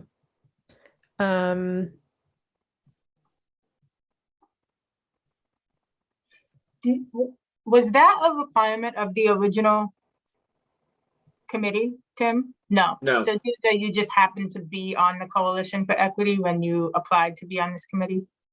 Right, the actual application processes overlapped a little bit, so they started around the same time.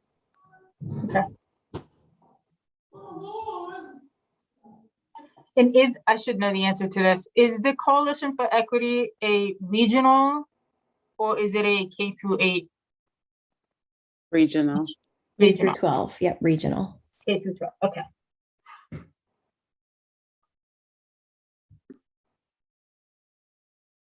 And there are also student members of that, so I don't know if that person can serve dual purpose, be both a coalition member and a youth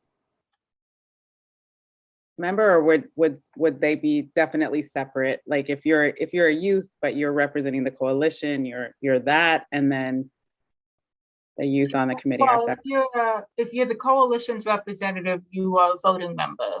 So that's different because the youth representatives are not voting members. I would say we probably want to also have the other youth rep just to have as much, youth input as we can. Right. But the coalition, if it's going to be one of the voting members, that's a unique position because you have a voting power. Okay. What are the rules on youth reps? Are they allowed to be voting members? And what do we consider a youth rep? I think they have to be registered to vote in Northborough. So you have to be of age. Okay. Yes. Um, To be a voting member, not to be a youth non-voting member. To be a non-voting Okay. member, I don't think we would, we could put parameters on it, but I don't think we really need to, as long as they could engage in the discussion. That would kind of be up to the Board of Selectmen through their selection process. But the voting member does have to be a registered voter of the town. okay. I think if we add a member from the Council on Aging, then we should have a voting youth rep. If that makes sense. Okay. A But voting- Becca, if I'm hearing you correctly, in order to be a voting member on the committee, you have to be old enough to vote. Yeah, so I'm not sure. I So don't you know have how to they be would- over 18. So I don't know Right. how there would be a youth rep and That's what I'm also saying. a So- voting member. That's what I'm saying. So what is considered a youth rep? Okay. I feel like I understand what you're saying. Okay. I would say under 18. Okay. Yeah. I get what you're saying. Got Okay. it. Sorry. That's okay. I guess I just have one more comment. So having a representative from the school committee as a voting member, potentially the coalition, and then a non-voting member as the school administration, I feel like that is swayed very heavily on schools. And I remember during our conversations this past year, we really have discussed quite a bit that we want, to be more than just the schools. And that's 3 members of the committee focused on schools right there. So is that unbalanced? I don't know. And then also, the school admin, basically all the school administrators, or at least the main ones, the superintendent, assistant superintendents, both of them, as well as the director for language and equity, I believe is her title. They all serve on the coalition. So there would be a lot of overlap. There would be a lot of shared knowledge. Maybe 3 of the members would then have knowledge about the coalition. So I guess that's all I wanted to say is, we've talked a lot about we don't want to just focus on the schools. And so that would be 3 members. But I think they all serve in different capacities. Or they represent different aspects of the education part of the town. It is a big part of the community, so I don't think it's unreasonable to have 3 members from the schools on the committee. And sometimes I feel too that the schools are ahead, or at they're leading this charge much more than any other aspect of society. I guess, they're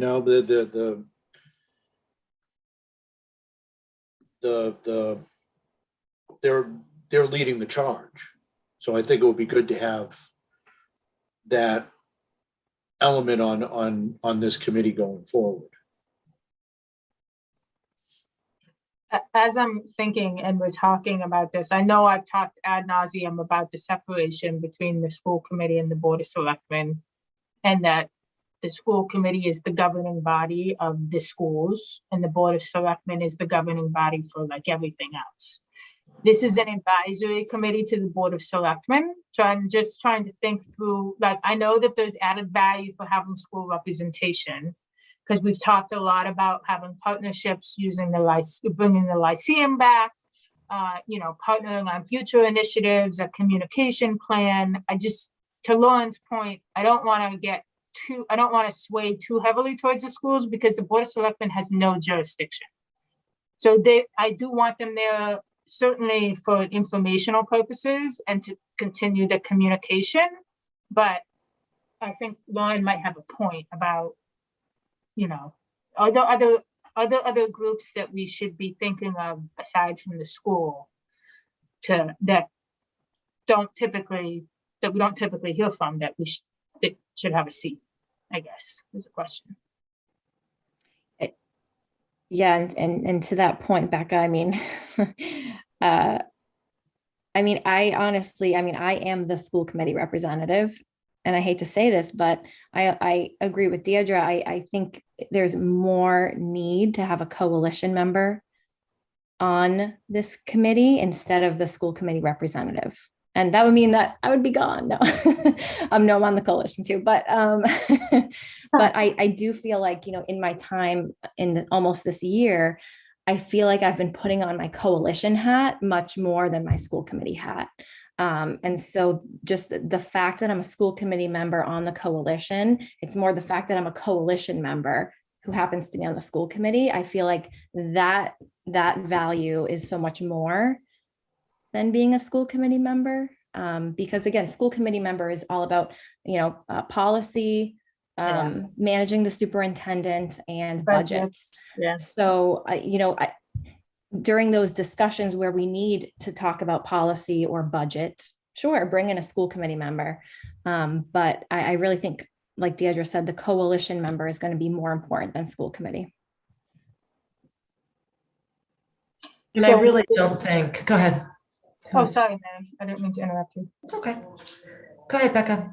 I was just going to ask then, are we in favor of removing the K-8 school committee member and replacing that with a school coalition for equity member?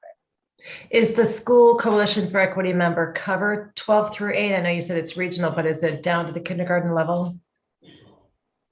It is, Yes, okay. It involves administrators, teachers, parents, community members. So the only caveat would have to be that it would have to be a Northborough resident. You must also have Southborough residents on the coalition. Okay, Correct. So we just have to specify that. Yes. And I emphasize the kids too, because of the people that spoke up at our listening session, several were speaking on behalf of their children. And it's where it starts. And there's such an emphasis on bullying, and it needs to stop. And forgive me for saying I didn't see as much value on the Council on Aging, but I just feel that we just can't get enough, presence at the K through 12 level. It's so important to me. I don't have kids that young anymore, but it's just very important. It's heartbreaking to hear those stories.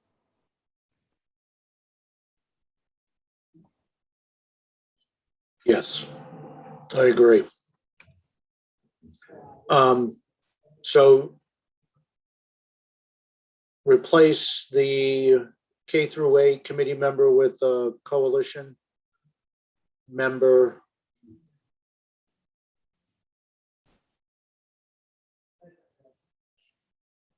Where are we on membership? 7, 9? Does it hurt to have 9?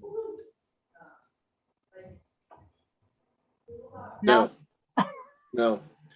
The only other thing I can think of, and I don't know what the most effective way to do it is, if there was some way to get the disability community someone representing that community, but I don't know how you go about doing that. That's just if because there isn't like a council on aging for that group of people. So the only way that you're going to get somebody is if they go through the at-large process. But Yeah, we do not have a commission on disability in Northborough, so we don't have a committee that's exclusively working on issues for folks who have disabilities.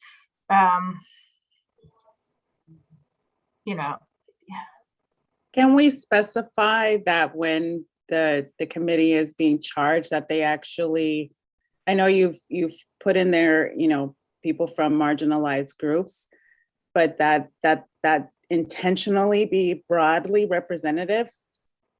Because I think that it's important that the committee has the blind spots covered as much as possible. So what do you think we should call? I mean, do we think we should call it out specifically in that section? Well, I don't want to be restrictive either. Yeah. What I say that because, it's going to be an application process. And if someone with the X identity doesn't apply, then they can't have that person. And now it's like, well, we didn't get this, but some way to say that there will be attention paid to how broad. And that might mean that there has to be some way to find that out. And I don't know if that's against the law here to, ask somebody to disclose, but sometimes it's difficult to even know if how much representation you have in the application pool. So I mean, I think the goal for the board would be to try to tease that out in the interview process, like, why are you interested in this? What brings you to the D&I committee? And hopefully if someone is a strong advocate for disability issues, that would be what came out. Of course, that doesn't necessarily mean that they are also disabled. And I think that's what you're getting to. And I don't really know a way around that without, because we don't have a commission on disability, which requires, actually, I don't even think that committee requires that you have a disability to be on it. So I'm not sure how to get around that. If there's just something in the section on making sure that the committee is diverse, it could just be a sentence that diversity includes,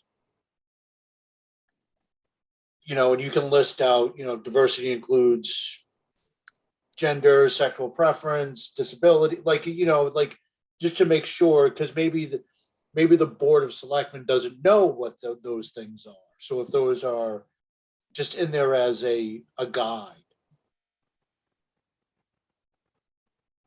Not necessarily saying that we need somebody from one of these, from a specific community needs to be on, but you need to consider all of these backgrounds when selecting members. Yeah, I understand what you're saying. I just don't know how to convey that in words to the scope. You know what I mean? Like, I get what you're saying, but I always think of the statement like, will not be discriminated on the basis of A, yes. B, C. That's how it's typically, but how do you say, I might just be late and I might just be drawing a blank, but if you think of a way to say that, or you come up with it, just shoot me an email with the sentence and I'll put it right in there. Okay. All right, that's fair enough.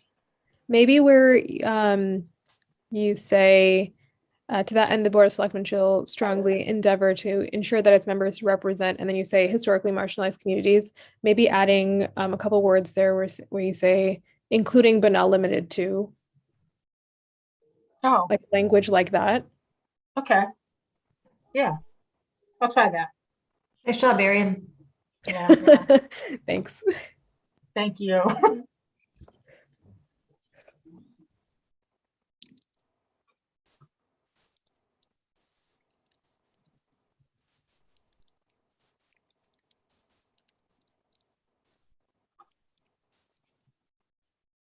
All right, any other comments on this, on the scope?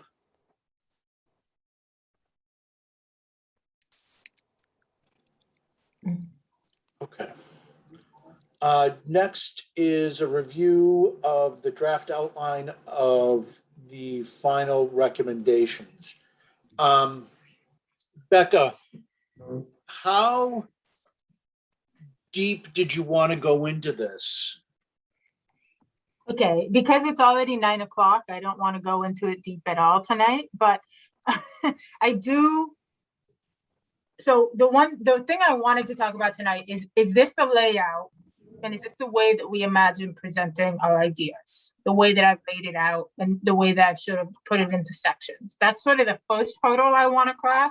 And then I want to get into who's going to supply the information in all the different sections and how we're going to put it together. But the first thing is, does this lay out the way that we all imagine that it would? For me, yes. Okay. Like we've talked about, like from the beginning, sort of splitting it up into those 4 or 5 categories. And I think, yeah, you did that here. Like in my mind, I imagine like training and staffing, community engagement, public safety, education, but we're not talking about education here because that's not the scope of the Board of Selectmen. So that's what I envision in my mind.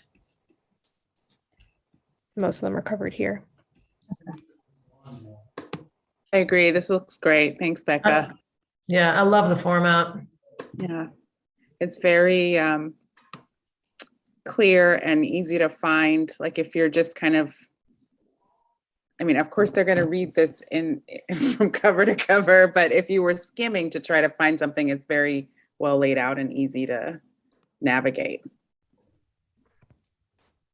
I think there's just one section, and I think it was the community engagement section. There's the blue box with the recommendations, but then throughout the discussion, there's also recommendations. So I think maybe just Yes, keeping it right. like the other sections. Does that make sense, Becca? Yeah, I think I did add stuff later into that section, which is why I ended up in the white, but I understand, because I actually use the language we recommend in there. So those are the pieces to move to the blue. Right. Okay, I should also say that this is just the outline. My plan is to draft like a paper, basically, so that there's something, there's a plan, that the board can have and refer to. This is sort of just for us, or for me, to sort of get my thoughts down in the way that I wanted to organize it. I'm planning to dive deeper into all this, and my hope is that you all will be willing to add like parts to each section that you worked on, like the section that you took on. Like Tim, I would really like if you could fill in the stuff about the survey, just because you have the background and the statistics stuff, and then Chica, there's a section in here about social media, which I have your plan, so I'm going to incorporate that, like the one pager that you did. Yeah. But Becca, would it be possible for you to just send an email out to the committee with what you need from each person? What Yeah. your ask is from each of us? Sure. That would be great. Okay, that's easy. And I do have a comment about where it talks about the Lyceum. So I do think that a conversation needs to be had with the coalition, maybe with Greg Martineau, because the coalition had its first meeting a couple weeks ago, and it was sort of focused on this idea of a lyceum and potentially working with, Deirdre, was it the First Church? First Parish, maybe? Right, the Um, first parish. Yeah, First the one Parish. on Church Street. Okay. Oh, thanks, Miriam. Miriam, why am I forgetting that you're also on the coalition? I apologize. Oh, I'm not in the coalition. Oh, you're not. Oh, you Yeah, just we came are to not. some of our meetings. Okay. Yeah.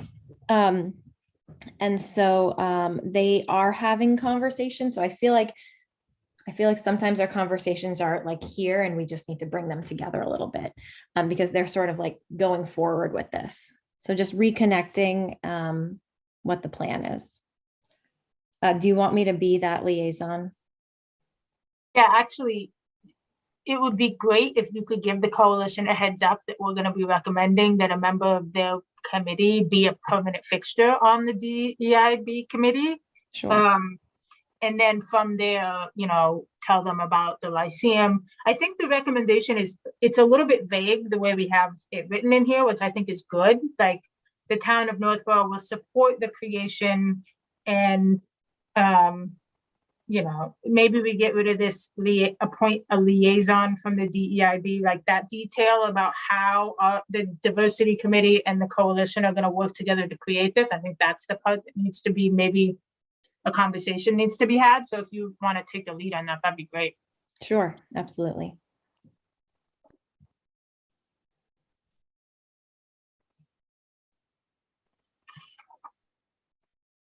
I just wanted to make a comment.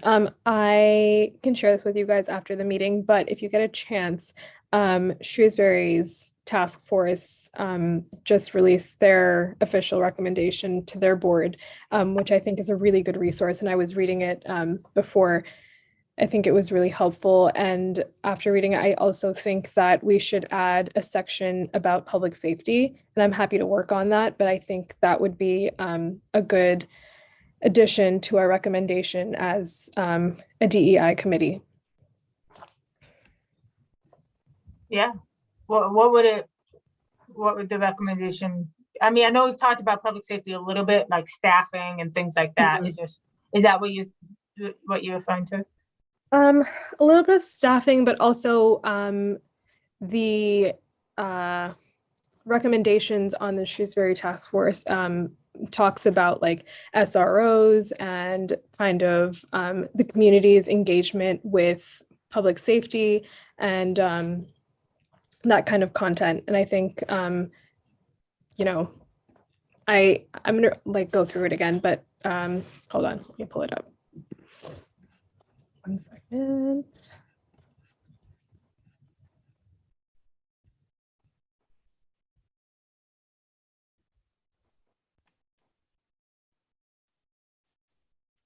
I try to look for it. I'm not going to find it now. 1 second.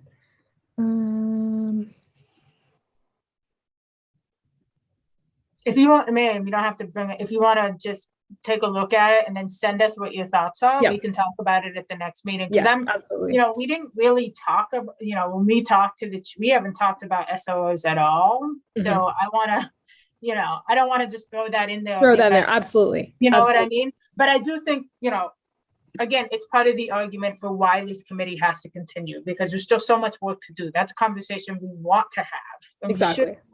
we should have it in partnership with the schools and the public safety. Absolutely.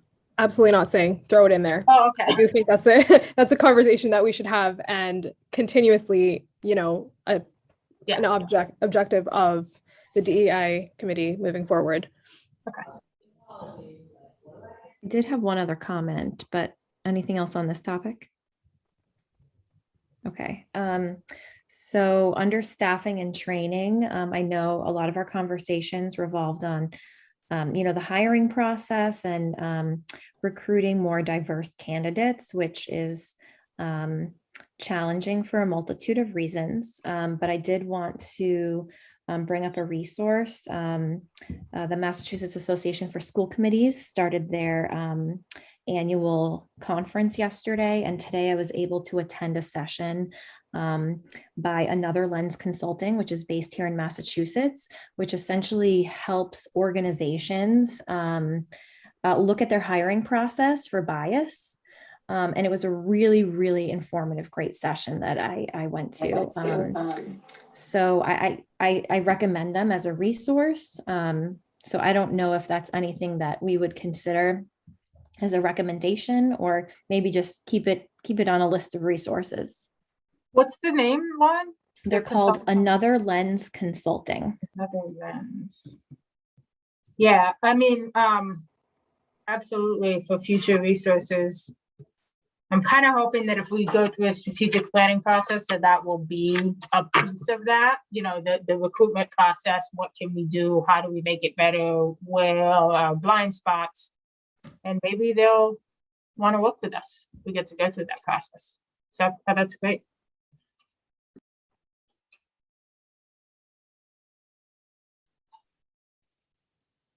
Okay. It's late.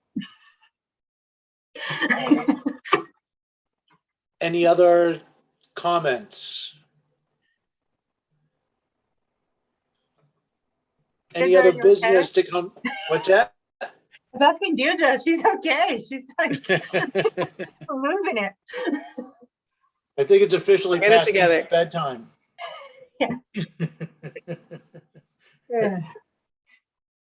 Anybody else have anything else they wanted to discuss tonight? No? No. How about a motion to adjourn? Motion to adjourn. Second. Moved by Becca, second by Miriam. Roll call vote, Mary Leach, Aye. Lauren Bailey Jones, Aye. Deidre Writing, Aye. Chica Holland, Aye. Becca Meekins, Hi. Miriam Ibrahimi, Aye. and I, Tim Kalen, vote aye. We are adjourned for the evening.